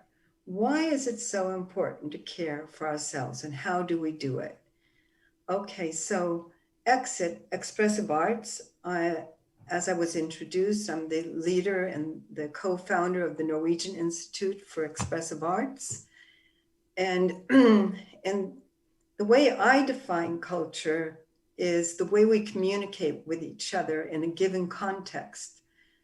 And so we don't only communicate with our words, but we communicate with the way we dress, the music we listen to, what we eat during the day, and how do we decorate our rooms, and with what? And what in the theory of expressive arts, what we try to do is to enhance our spontaneity every day and expand our range of play. Playing meaning the way you are in the world, so that instead of just sitting in your room and being very uptight and feeling that while you're in lockdown that you can't do anything, you can actually expand your body, take deep breaths, and look around the way Carol invited us to look around for what gives you energy and what calms you down. So you have a choice. And we call this expanding your range of play. Play with your room. Play with what you're looking at, what you're hearing, what you're seeing, what you're eating. So today, the time we're living in is defined as a collective trauma, something that is unpredictable, and it is an invisible war. We don't know who it's going to strike, who it's going to hit, when, and where.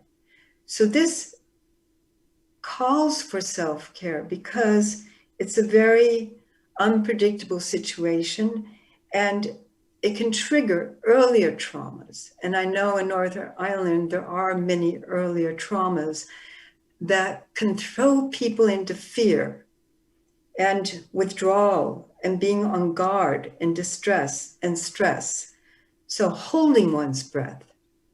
And the former speaker was talking about living in a culture of fear. And fear disconnects. It disconnects communities. It fragments communities. And instead of reaching out to each other and connecting and engaging, it easily fear, because you want to protect yourself, it disengages and you withdraw and become isolated. And therefore, it's also a very call for we care, that we look out for each other. So this is really an image of, when you look at this, well, where is everybody? But this is the invisible war. They're predicting that all these beds are going to be full in any given moment, and they're prepared. This lady, when I feel her in my body and reverse roles with her, I feel the isolation, the disconnection, the feeling of being ill, that keep away from me. And I've been working a lot with this theme, self-care, with health workers that are in the first line, and where they've gotten the pandemic, they've gotten COVID-19, been sent home, and where suddenly they feel nobody cares, nobody calls, nobody reaches out and says, how are you doing? We're thinking about you, lighting a candle for you. So be aware that we don't make people into objects, that we know that each individual is thrown into a role and is unique, and to be sure to reach out to each other. This is also another woman being isolated, not being able to reach out. So we're thrown into a liminal space. This term comes from Victor Turner. He's a social anthropologist, and he was studying this liminal space for many, many years in many different cultures. And the liminality is living in between, that you're in between something, that you're neither here or there. And that's what we're finding ourselves in now. We're in a pandemic where our old culture is gone, the things we normally do, and we don't know what the new will be. So who will I become? Will I have new friends, new family? I'm living on Tenerife. I definitely have a new way of working. I have many new friends down here. My family.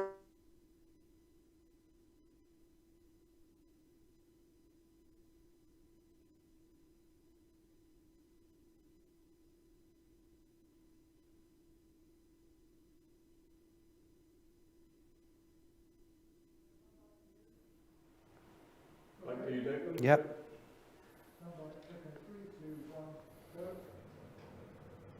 Communicate with each other. Will There's some glitch on the line to Tenerife. Nourishment. You can hear what I can hear, which is Melinda in the background. Melinda, our team are trying to re-establish a line. Can you hear me clearly? I hear you clearly, yes. Okay, so there was a slight glitch on the line, so we just picked up there. We will cross back over to you and let you continue on. Back to you. Great. Okay, so can my everyday routines perform as rituals to prevent the damage of living in the in-between, being neither here or there?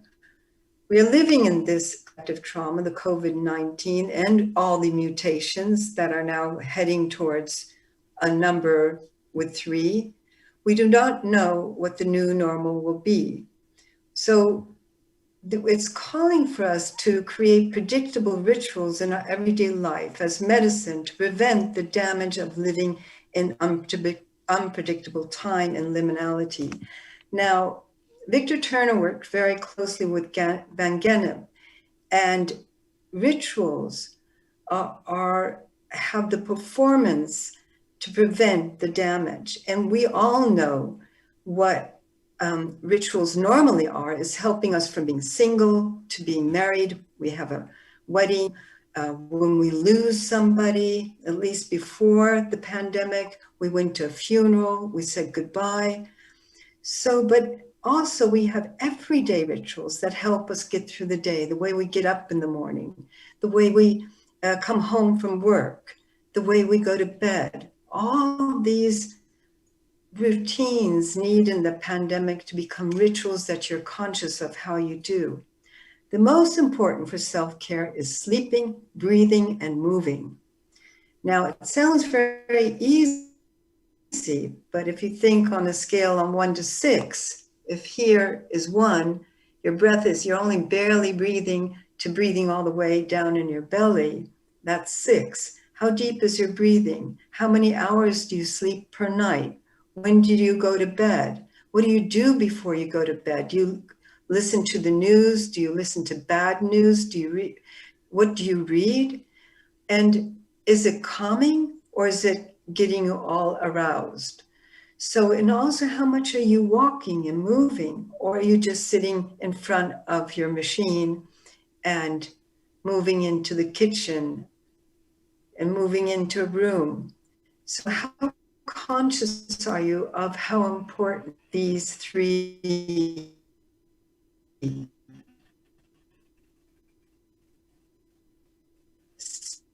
simple but very difficult practices are? So, like Carol said, what you look, what you listen to, what you eat, and how and you move. Now, what is when we get stressed and when fear comes in, we tend to look for danger, we tend to look for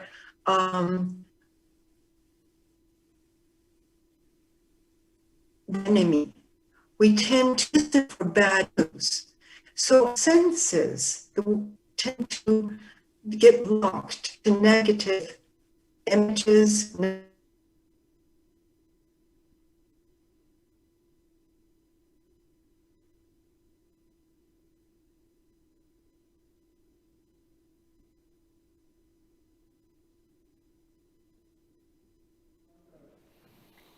Oh, it's much easier in a time of COVID, isn't it? Because she's just on the other side of the room. Clearly, we're having difficulties with our link to Tenerife this morning. As beautiful as it is, it appears the internet connection there is slightly lacking. Our team are going to do what we can to get Melinda back very shortly. There are more comments coming through in the meantime, and if you do have questions for Melinda, when we get her back, and we're hoping it's a case of when, not if, you can use the Ask the Question tab just below this window. Any comments, feedback that you have, put it in there. There was one here from Salwa again. It says, are there facilities for refugees to establish social and cultural organisations to be communication platforms within Northern Ireland's societies? Specifically, Salwa asking about where do you hold or base these social and cultural events? I think it very much depends on what kind of group you are, what kind of purpose you have in mind. The voluntary community organisations across Northern Ireland are probably the best people to contact. But if you're looking for advice, if you are working or are an asylum seeker, you're best to come straight to Bryson here. The statutory agencies tend to deal with the refugee community. And again, for local communities, there is help dotted all over in Northern Ireland. But we would point you to get in touch with Bryson and they will be able to help. What we want to do is go back to Tenerife. Melinda, can you hear me? Yes, I can hear you. I'm sorry. We got disconnected. Please don't apologize. It's certainly not your fault. Let's continue because we were very much enjoying what you were saying there. So with fingers crossed, it's back to you. Okay. So just take a moment and think about your daily rituals. And if you have something to write with, just think about how you get up in the morning, you know, what's important for you to do. And it can be a small thing. It can be a cup of coffee and look out the window at something nice. But think about what daily rituals calm you down and what you can look at in your room that gives you energy. And the same, think about music that calms you down. Music you can choose to listen to, and also music that calms you down, music you can share with others. And I'm going to take you to enhancing the community resilience is also about what you do together. And we've been talking about the school and the young people. And what we're doing in Norway is that we're inducing self-care, stress management classes in the 12th, well, when people are around in the sixth grade, so that the youth can learn how to self-regulate, can learn how they can use music to take care of themselves, how they can use the arts to help them to visualize good images that give them hope for the future. They can look for the future with no COVID. So how can we bring this knowledge into the schools? And so we have, in many different countries, there's now emerging, because of the pandemic, self-care classes, and already down in the 6th grade. And kids love to engage with each other and share their way of playing with each other. And so the collective trauma is calling for us to care about each other as much as we care about ourselves. But we have embodied cultures. What I like doing as self-care, it can be going alone for a walk in the woods, which can be for somebody else a punishment to walk alone in the woods. So we all have to find our way of making choices, that daily choices that bring us into optimism, that we can become optimistic in our everyday life, to become positive. And it's so easy in this time when we forget our everyday rituals. It's like my husband, he's been in his bathrobe all day, you know, doesn't have to get dressed. And other people don't have to go to work, but they have their kids home because there's homeschool. So this is changing our way of our rhythms. So you have to create a new daily rhythm that works and that prevents you to get triggered into too much stress and fear. Now, I just want to share, Richard, do you know how much time I have left? Because I've lost track of the time. Do you know how much time I have left? Yeah, you got about 20 minutes left. Internet. Oh, wonderful. Internet playing along, it should be fine. Okay.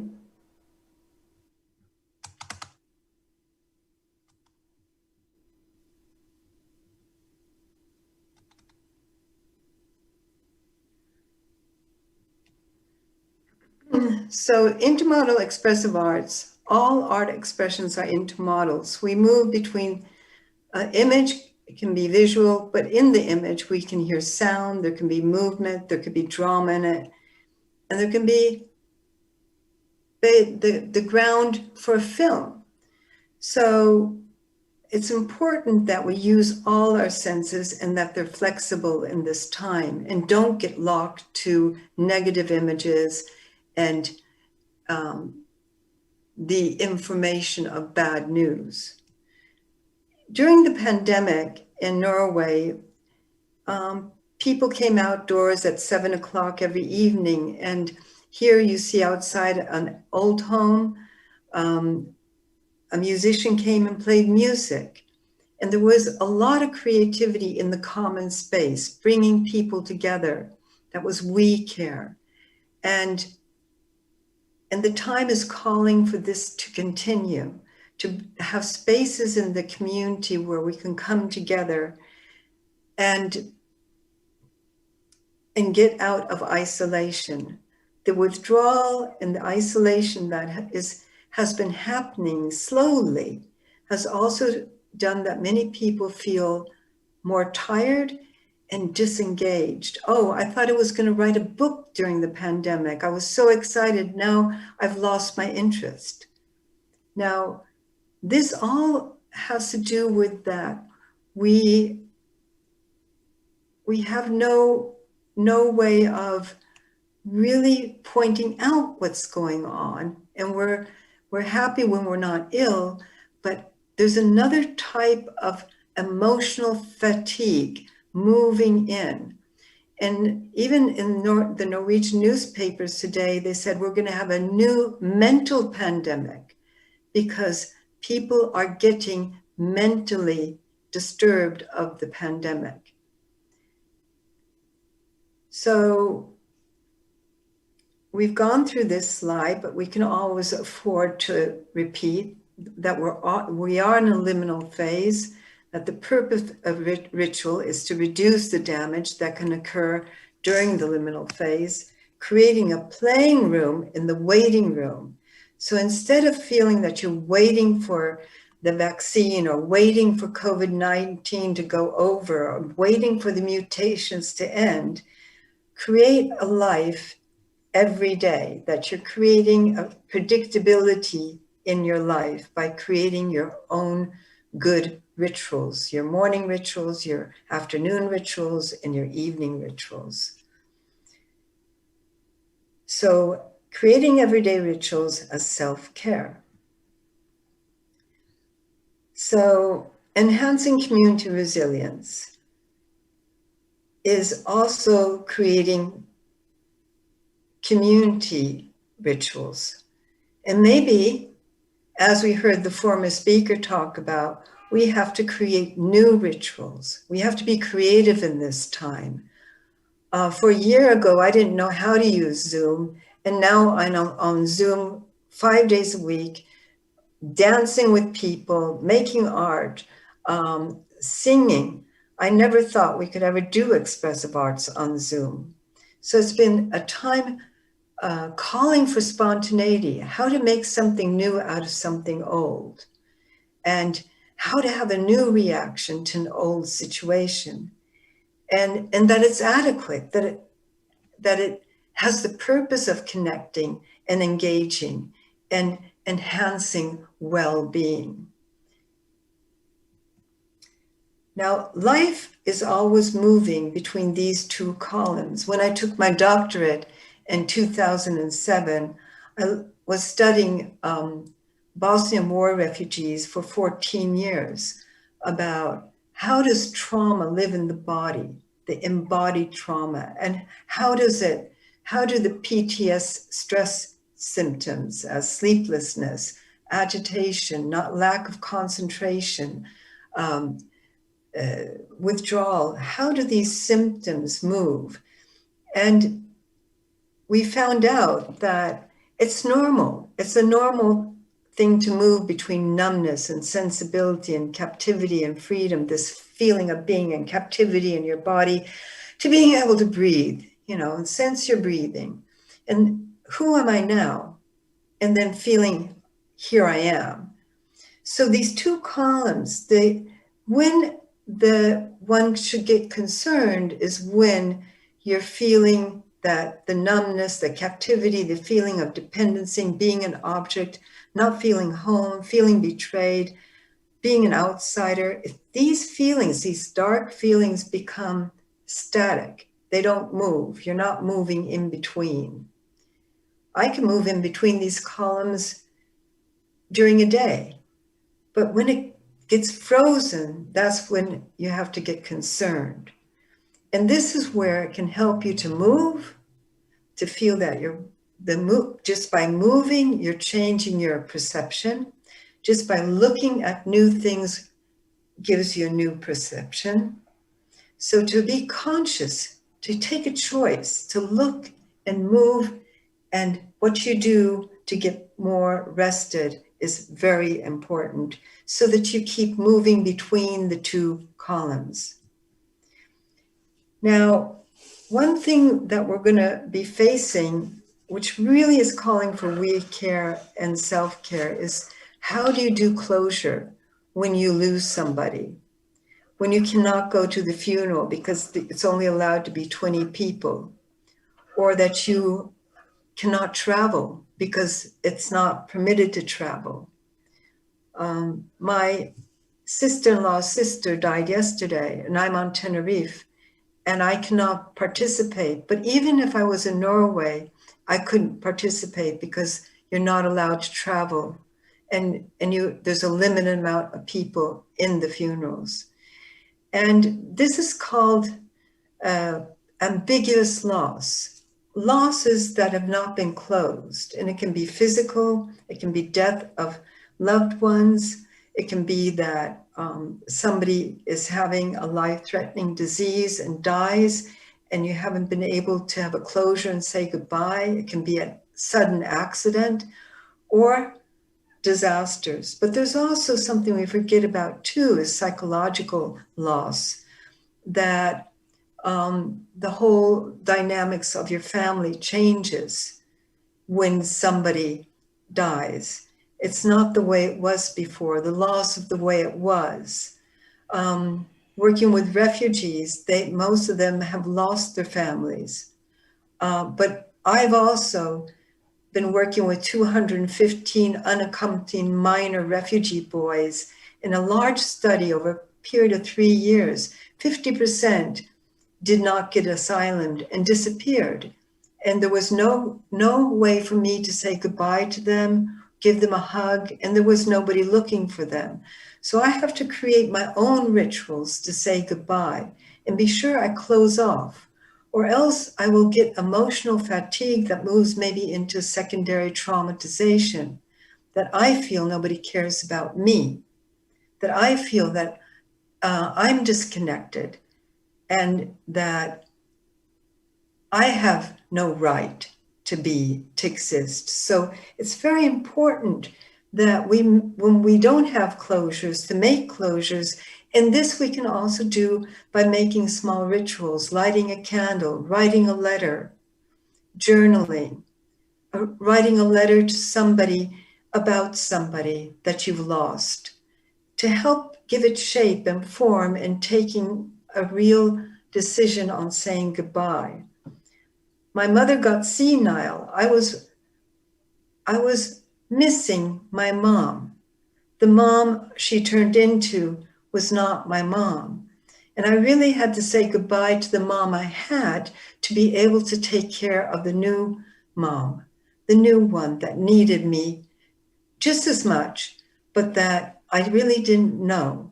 And she didn't really know me.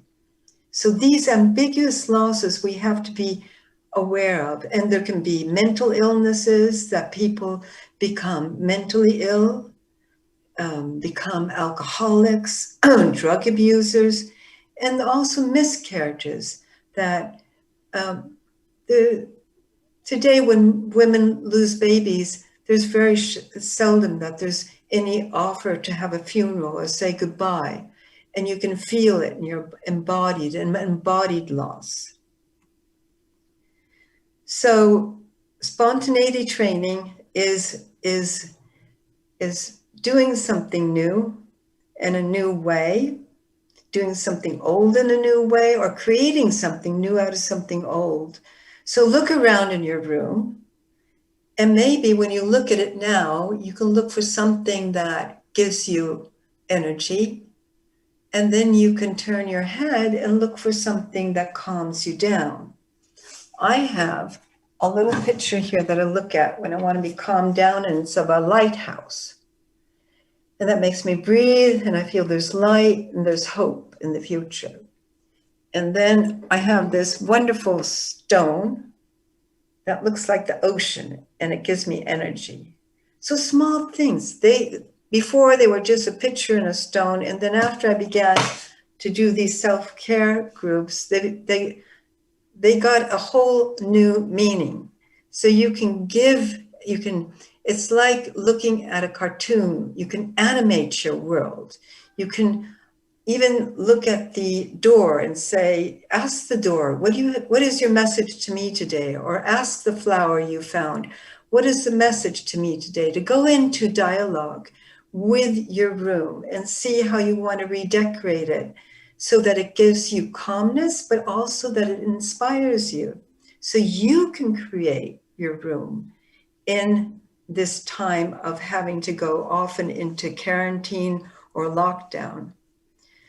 So be sure to welcome each other and welcome yourself every day, and that you have everyday activities. It can be something so simple as taking a small walk for 10 minutes, 10 minutes of yoga, 10 minutes of painting, but something that you feel that you can practice that gives you a sense of predictability in this unpredictable time. And find your calming landscape, a landscape where you can close your eyes and go to a place that helps you breathe, that helps you feel a sense of belonging and a sense of also that this is a place where I can rest. And then to have future projections and scenarios of positive images for the future and for you and your community.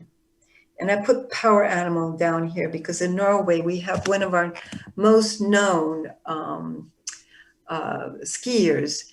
She was almost winning all the time, but never really got enough energy to win. And she went into sports psychology and she found her power animal, and it was a tiger that helped her to give everything when it really counted. So we often say, what animal has qualities that you need right now? I have, for example, a black stallion that helps me to run on the beach and feel free and to jump over difficulties that are not difficulties, to enjoy the challenges instead of letting them stop me and playing with them. So yes, ambiguous loss. Be sure to have closure to losses, both physical and mentally losses, and be sure that self-care and we care has a purpose of creating contact, engagement, safety, mastering, that you're in control in your own context, and that it gives hope. So exit groups that focus on this is exit. We've made a manual with the arts. It's a 10-session exit group leader training that we have going in Malta and Norway and Germany, and maybe even in Northern Ireland in the future, that these exit groups can be perfect for youth to have in school, to learn about stress mastering and also self-care and we care. And that would prepare them for the future. And it also would be palliative for mental health, that they would be in the salutogenesis perspective of life, focusing on what's healthy, what gives me health, and to not go to pathology and focus on illness. We have to focus on health so that we take control over making healthy communities. So, thank you very much. Melinda, thank you for that. There's lots that I'd like to talk to you about based on what you've said. Can we go right back to the beginning, if you don't mind first? And you said a lot of the work that you have done was in the aftermath of trauma caused by the natural world. And very often the trauma that has come up in the dialogue that we're concerned with has been trauma caused by fellow woman and man. Do you see a difference in how they affect people or how they play out? Well, today the discourse is that it's not that easy to separate. So nature-induced trauma is usually caused by fellow man. And it's often, if you go to Nicaragua, where I've worked for UNICEF, Mitch, which was a nature-induced trauma, it affected the poor because all the trees were cut down that were supposed to protect them from landslides. You had also the tsunami, where the tourists were not warned, where the government was hoping that the tsunami would just not come, even though they knew there had been an earthquake. So they're very often tied together. But I'll tell you, from working 15 years with torture survivors, the difference is that the being done to, and it often, and also working with Bosnian war survivors, it's often your friend who tortures you in war. It's somebody you know.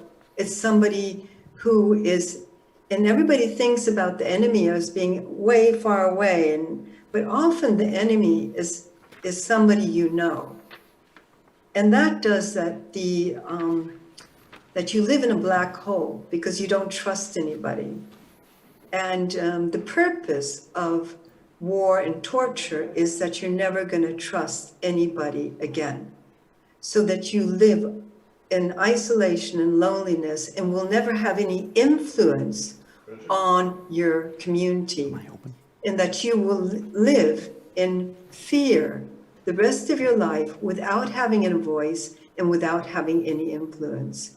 And that, I will say, is why we work so much with finding your voice, standing up for yourself. I've made 3 documentary films with refugees so that they find their voice and that they can tell the communities where they live, but also the countries where they moved, what they've been through, so that they have a voice and that they are not put to silence. So breaking the silence is really important when you've gone through. And testimony, sharing not only with words, but art. Through art, many people don't have words when they've been traumatized. Luckily, they haven't had that language, but working with other expressions, it can be through music, it can be through low skill, just through nature, creating things in nature, or doing like Carol Kane's been working with materials and making crazy quilts and putting colors together, creating a mosaic with the community, putting things together again and creating new images of the past. So yes, there is a big difference in terms of how people, because of war, are scared of other people. We can't escape the context in which we're talking today in a pandemic. It strikes me, and correct me if I'm wrong, there will be lots of people who know that they have been profoundly affected by the last 12 months. But there may be many other people who have found the pressure building incrementally, and they've spent the last 12 months saying, oh, I'm fine. Actually, I might have been furloughed, I'm at home, or I'm still going into work. And actually, all things considered, I'm okay. And yet in the background, there is a base level of tension that has been building up so incrementally that you might not even be aware of it. What are your reflections on that? And as we listen to you, we'll probably be checking ourselves. So to see if we have been suffering from this incremental build-up of tension and pressure, how would we know it? Well, I think what I said in my talk is that to be aware of your engagement, and if you're tired, and taking initiative, just taking initiative to reach out and call someone or to go for a walk, that depression can be sneaking in there. And depression often is connected with anxiety and fear, and then again, fatigue. So should we work on the assumption that we are all suffering from the effects of the pandemic, even though we might necessarily feel it in ourselves? Well, I would definitely say that you have to check up on your everyday rituals. Now, if you, for example, we have something called watchful waiting.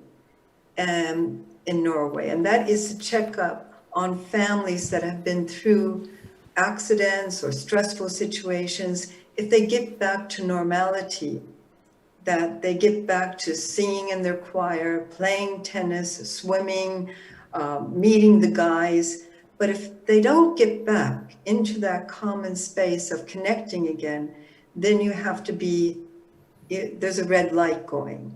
But you don't wait for red light. Be aware of your community and your neighbors and to reach out and see how they're doing.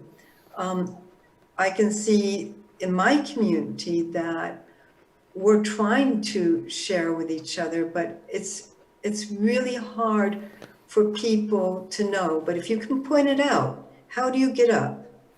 You know, it's like I shared, my husband walks around in his bathrobe all day long. So I have to say, okay, let's go and play tennis.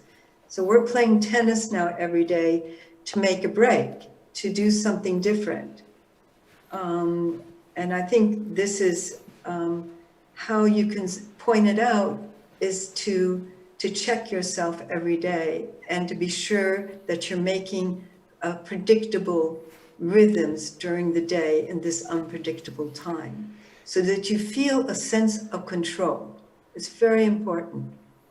You said that we should be aware that we don't make people into objects. Now, part of me suspects we do that because we'll get fatigued or overwhelmed by the sense that we have to emotionally engage or feel compassion for everyone we might encounter.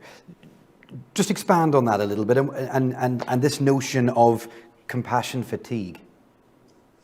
Well, if you're working in the front line, for example, in a hospital, it will be bed number 1, 2, 3, patient number 4. In an asylum center, it's asylum seeker number 2061. They don't have names. So this feeling of that I'm just an object, I don't have an identity, I don't have a name.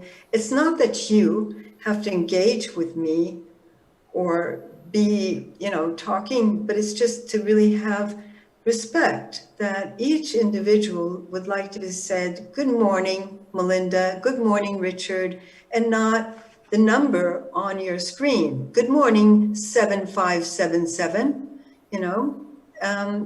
and that just gives a different feeling in the body. And we have an embodied culture of what it means to be received and what it means to be rejected or made into something that we can dispose of, But does that come with a risk? I'm mindful of firefighters who, in my experience as a journalist interviewing them, have come in recent years to use a horrible expression when talking about a victim who's died in a fire. And they say the individual became life extinct at whatever the time is. Now that is, I've always imagined, a specific phrase that has been chosen to almost dehumanize the victim, because that's protecting the firefighters and the authorities from those human emotions of compassion and contact. You may disagree with my analysis, but that's how I've always thought about it. And there is something surely in that notion of having to care and be on for everyone that we encounter. It becomes fatiguing in itself. Yeah, but I think distancing yourself is healthy. It's how you distance yourself. And emotional fatigue is really somebody who doesn't know how to go home again, that you bring your clients home with you, that you don't have a bridge. So, if a nurse goes home, she takes off her white uniform and she makes a transition, and healthy nurse leaves the patients in the hospital and goes home and doesn't bring them home with her. Now, I was talking the other day about, this is the same with if you're a nurse or if you're working in an asylum center. There's something about being professional that you help people to become independent. You're not taking over. And sometimes, it depends if you're a firefighter. I'm sure firefighters, they talk different between themselves. Maybe you're there and you're hearing how they're distancing themselves to be able to not get emotional fatigue. But I'm sure that firefighters that come to me in therapy, many of them have to have some working through, because some of them have seen things that they can't deny, and some have heard things that they cannot deny.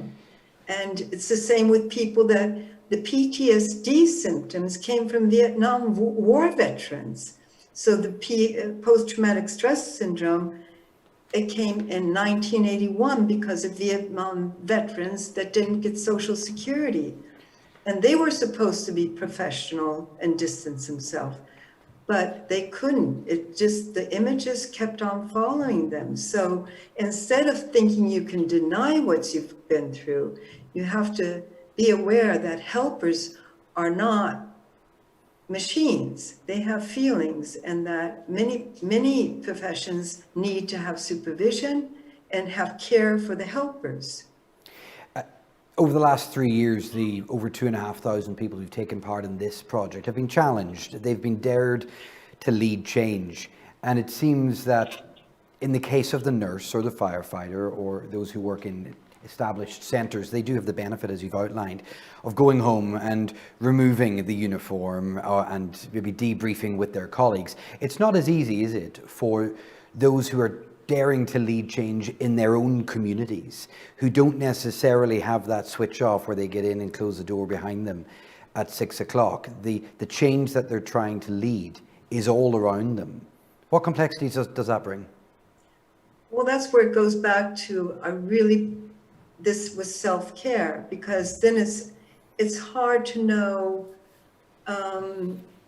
this thing of how do I distance myself when I'm living in the middle? I'm so enmeshed. We talked about cultures. Now, it's very hard to really see your culture of self-care when you're living in a culture. You have to go outside to see it. Like I said, if in Norway, where I live, if you go for walks in the woods, you think it's normal because everybody goes and walks in the woods alone, and that's their self-care. But if you have many people from other countries, thinks that's crazy. Many things that some people do, but you have to know about how do we do things in our community? What is bringing health and what is destructive? And I think that's why it's so hard for mental health workers and community health workers, is that we need to work together to be able to see it from all perspectives. And I think many work too much alone. Let's talk about another word you used then, which was spontaneity. That is something that those who are spontaneous find very easy and enjoyable and get a real kick out of it. But if you are not a spontaneous person, it's a nightmare that actually you get your comfort and sense of relief from structure and plans. Now, I am a spontaneous person. My other half is definitely not a spontaneous person. So you can imagine the clashes that brings at home, and that's a microcosm of it. Telling someone to be spontaneous, is that like telling someone to lighten up? It's useless unless they can do it, and doesn't exactly show them how. Well, try to show that you can turn your head and look at something that brings you energy. You can look at something that calms you down. It's a choice, Spontaneity is a definition, comes from psychodrama. It's a group psychotherapy, and Moreno defines it as a practice of learning how to make something new out of something old. So structure is there. The old is a structure. So you have to have structure. I'm a very structured person myself. But within the structure, there's enough, then when you create predictability, what I was talking about, these rituals during the day, that could be a structure for your day, that there's something predictable.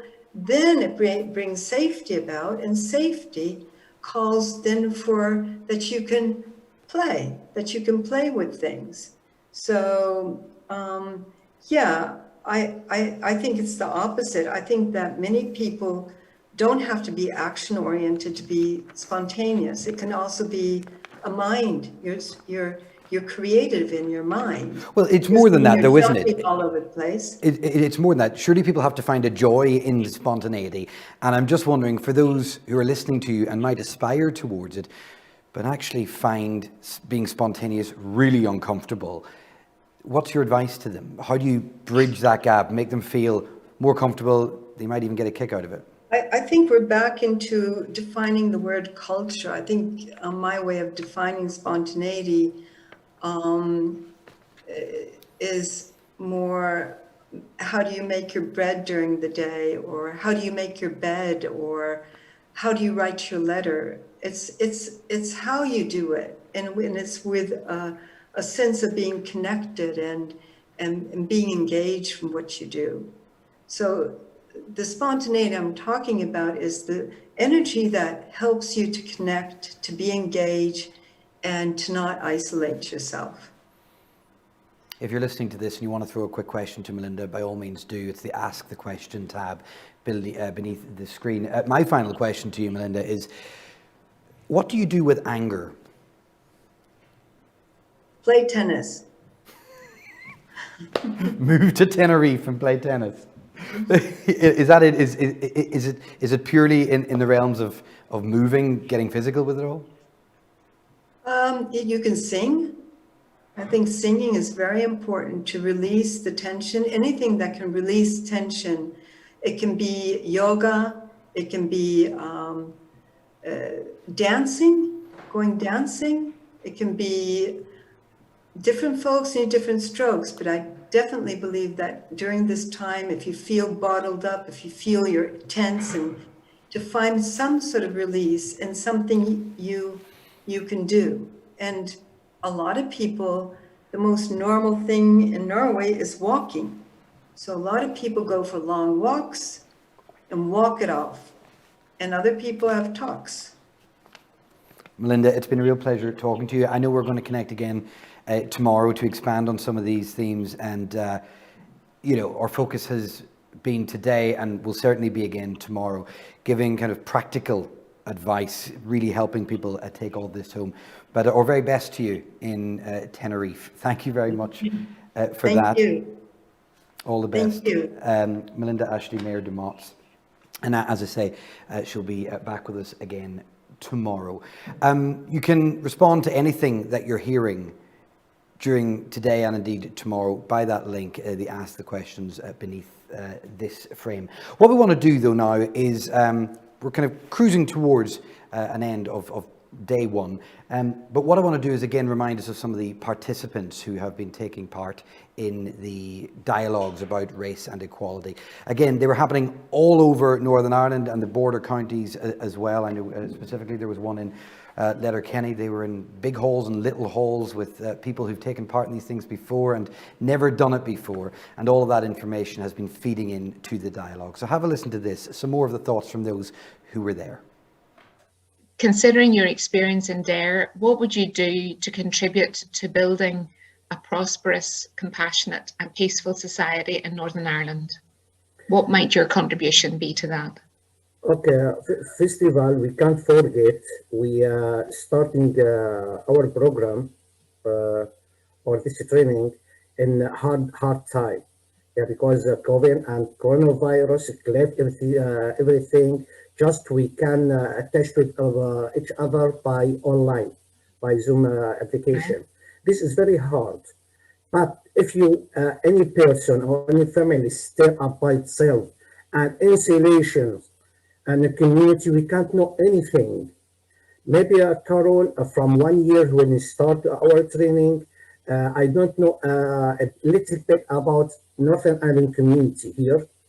But when we say and exchange between a conversation between the other, a more an Arabic community, a Muslim community, behave community, how we are thinking in our country, how the culture and the traditional between us. Yes, I need to more training, more conversation, more attention. More sharing between the others.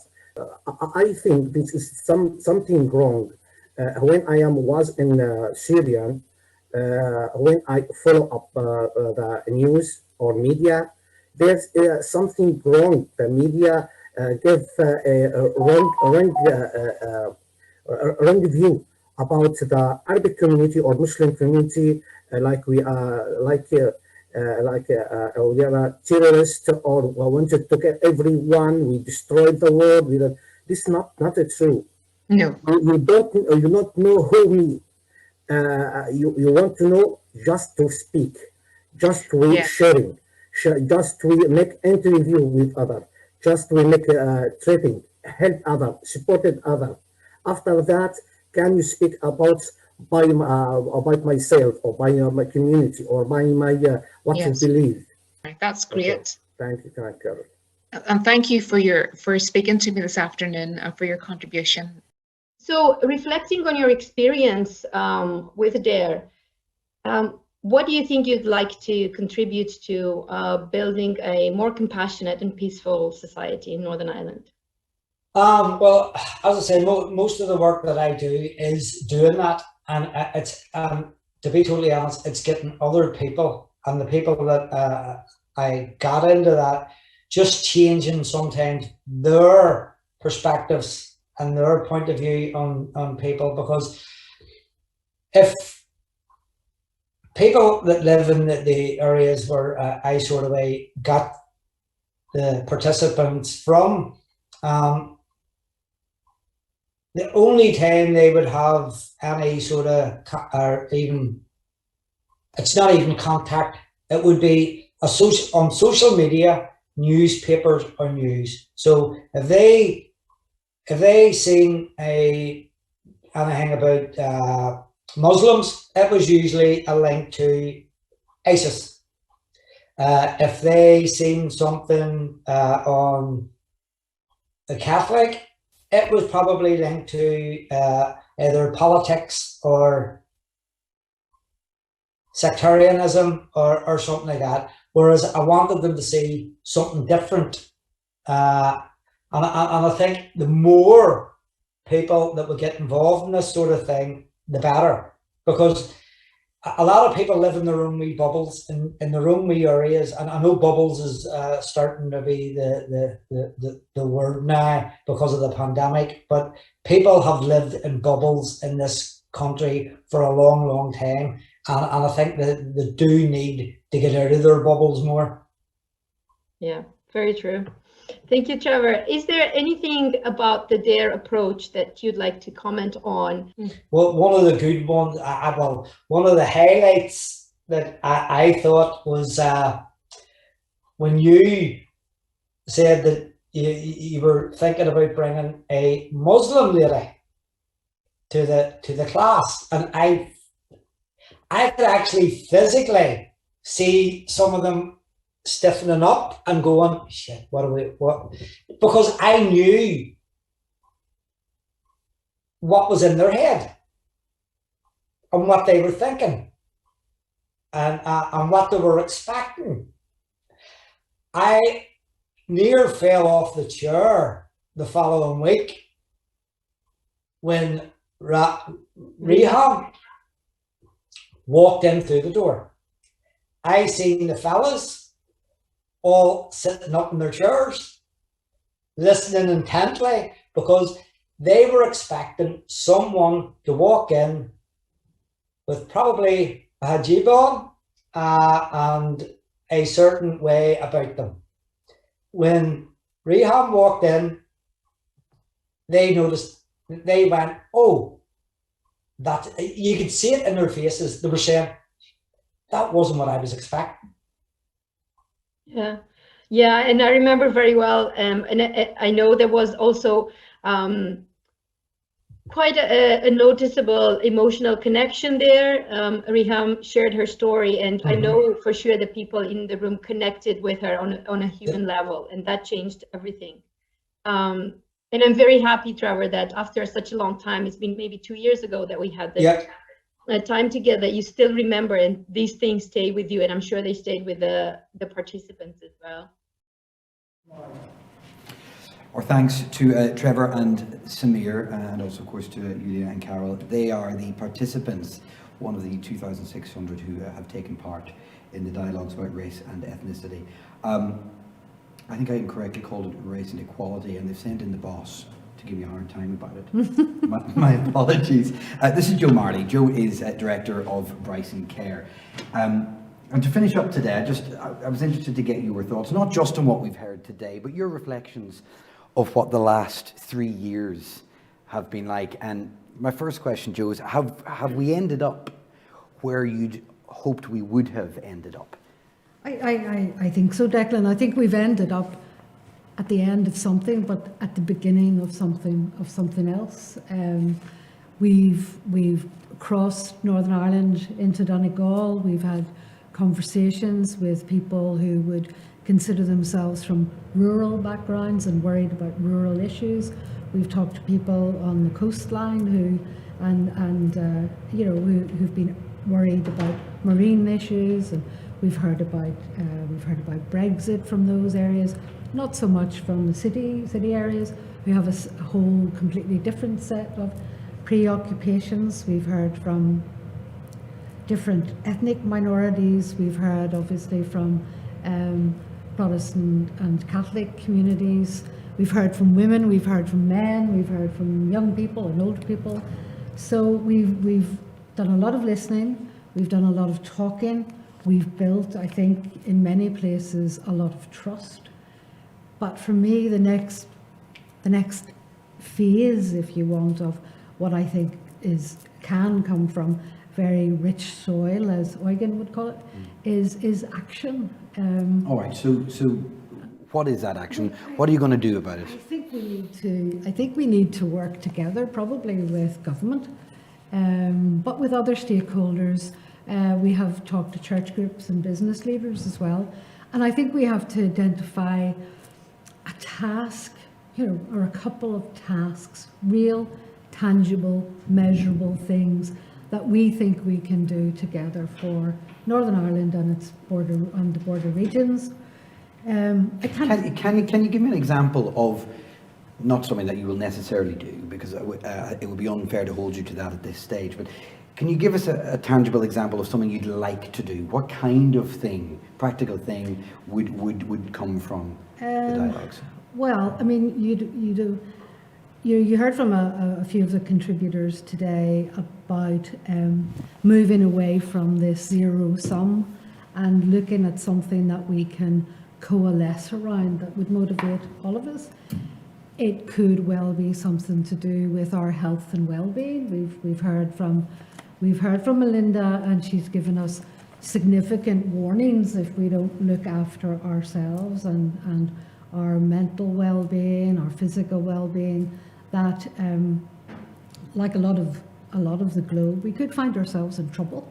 So maybe we need to think, well, okay, if we need to do something that will benefit us and move us from, and stop us, I think, from getting trapped in further trauma because of COVID, maybe we should look at something like that. I mean, it's a bit vague, but well, and that's always the danger in this area, that it does remain vague. Maybe it's easier to talk about what has happened, because that's a matter of record. How long have you been involved in this kind of field? I've been involved. That long, okay. I've been involved in social care very, very well, my question is, have you seen significant change? This is Northern Ireland, this is funded by Piece 4.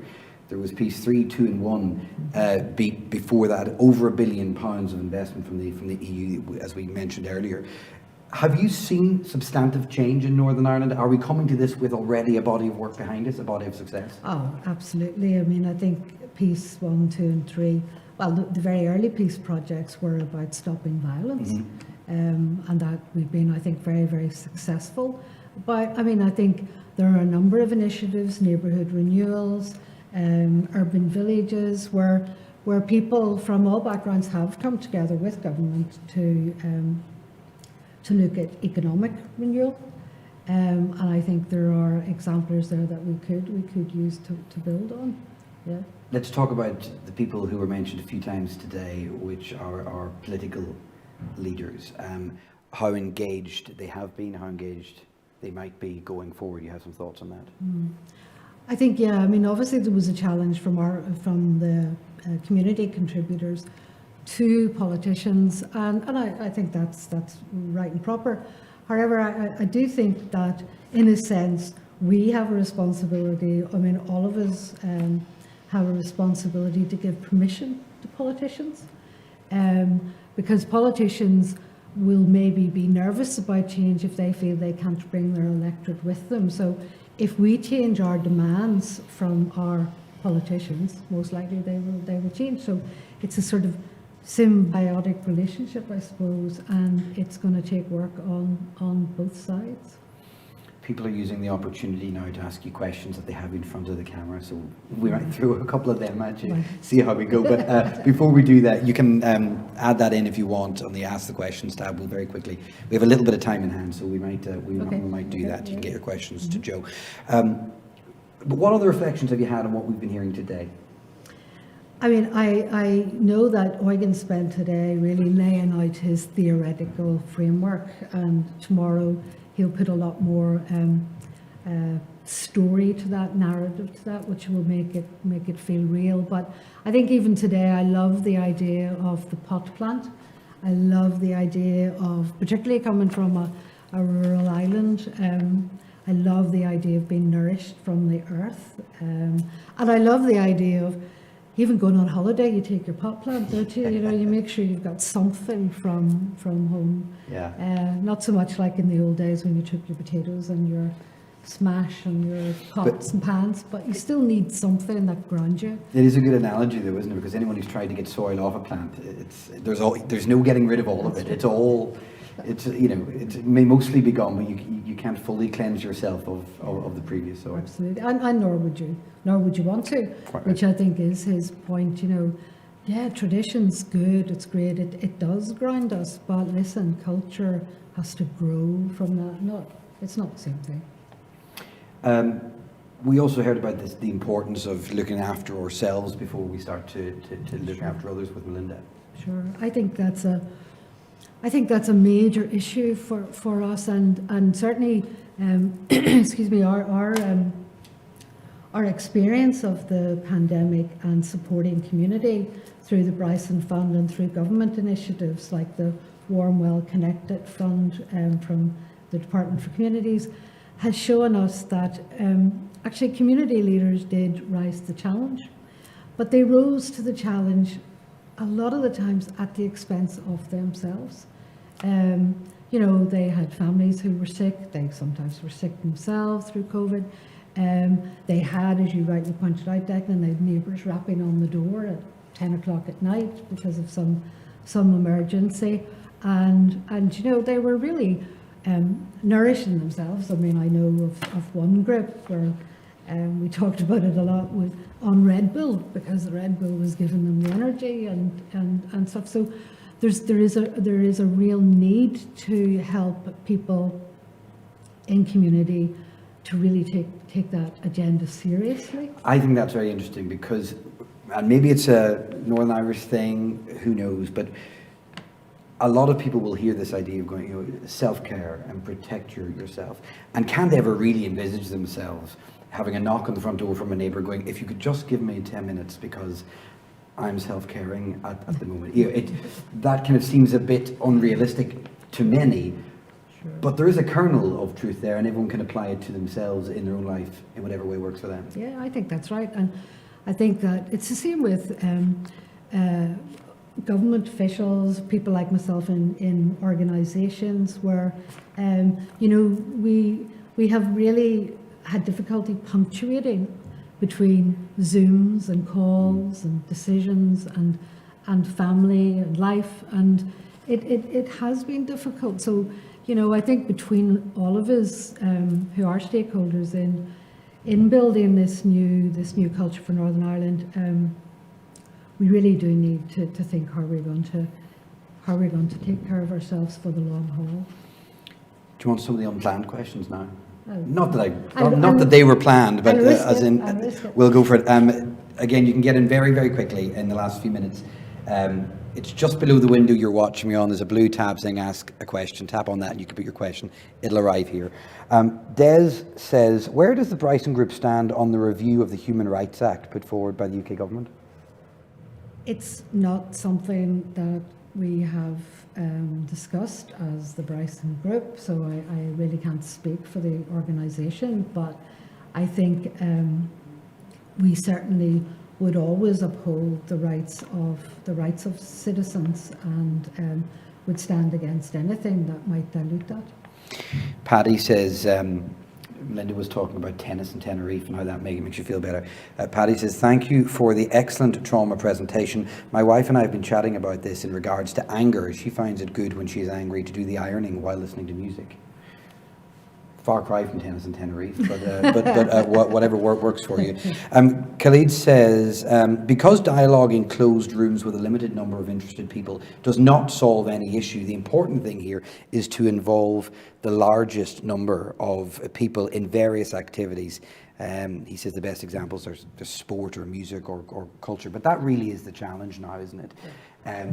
The 2,600, it's not that you'd like them to speak to 10 and for them to speak to 10, they kind of have to in order for this to work and to feed out. Yeah, absolutely. It has to be a ripple effect, and it has to be, you know, size and scale is tricky. You really have to have the opportunity to build the trust, to build the confidence, to build a mutual understanding. So large scale doesn't always allow itself to that, but I do think, you know, systematically and systemically, we have to build and build and build and challenge, I think, as well. You know, it's one thing, and right, you know, to have a conversation in a closed room, you need to carry that on through your everyday life and challenge where you think it's needed. Final one. A lot has been said about compassion today. How could this concept filter practically within the community sector? Just your thoughts on that. What do you think? Yeah, I mean, I think, again, if just go back to the COVID example, I do think there were examples of compassion where people did go out of their way to help others, sometimes people they didn't even know. It's quite interesting that our experience was that community leaders who got involved with us with the provision of COVID relief started off knowing pockets of their community, but not the whole area, and ended up knowing a lot of people in it. So I think the compassion's there, the opportunities to show that we have to create. Yeah, and I think if the pandemic has done anything, I think it's really put all that goodwill that remains in communities into the spotlight. I don't think we will have gotten through it or would have gotten through it in the same way had there not been that kind of grassroots level of compassion and care. Jill, thanks very much. Have you enjoyed day one? Thank you. I have thoroughly enjoyed day one, and I'm looking even more forward to day two. You're coming back for day two? Absolutely. Good, I should hope so. Thank you very much. So what is on day two? Let us point you towards some of it. Tomorrow we're going to hear from Eugen Coe again.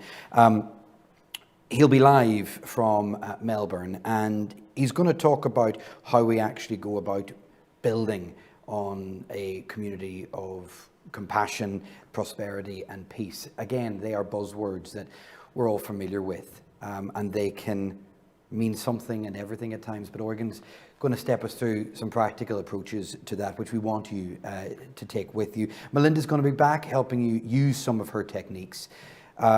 We're going to hear from more of our DARE participants who'll be telling us about the dialogues on race and ethnicity that they've been having. We'll be crossing to Leeds. That's the opportunity that we will use to speak about younger people, what can be done. There has been a project happening in Leeds that has been enormously successful, and one of the men involved in that will join us from Leeds. And we're also going to cross to Pittsburgh in Pennsylvania to talk about the justice system, the restorative approach, because all too often these issues end up intertwined with justice issues. So that should be an enlightening session tomorrow. But your luck is in. We'll let you go 10 minutes early today. Use that 10 minutes for something productive and wholesome, maybe for yourself, as inspired by some of our speakers today. We're going to be back tomorrow morning at 9 o'clock or thereabouts, 9:05. There was a little bit of difficulty, we think, today for some trying to find us. You found us now, we hope, if you're listening to this. We'll be back here tomorrow morning. To get the link again, if you lose it between now and then, it will have been sent in an email yesterday, probably today as well, but the website address is in the top of your page right now. So write that down to find us for the DARE Symposium, Day 2, that's tomorrow. But from me and everyone here at Bryson HQ in Belfast, enjoy the rest of your afternoon. Bye-bye.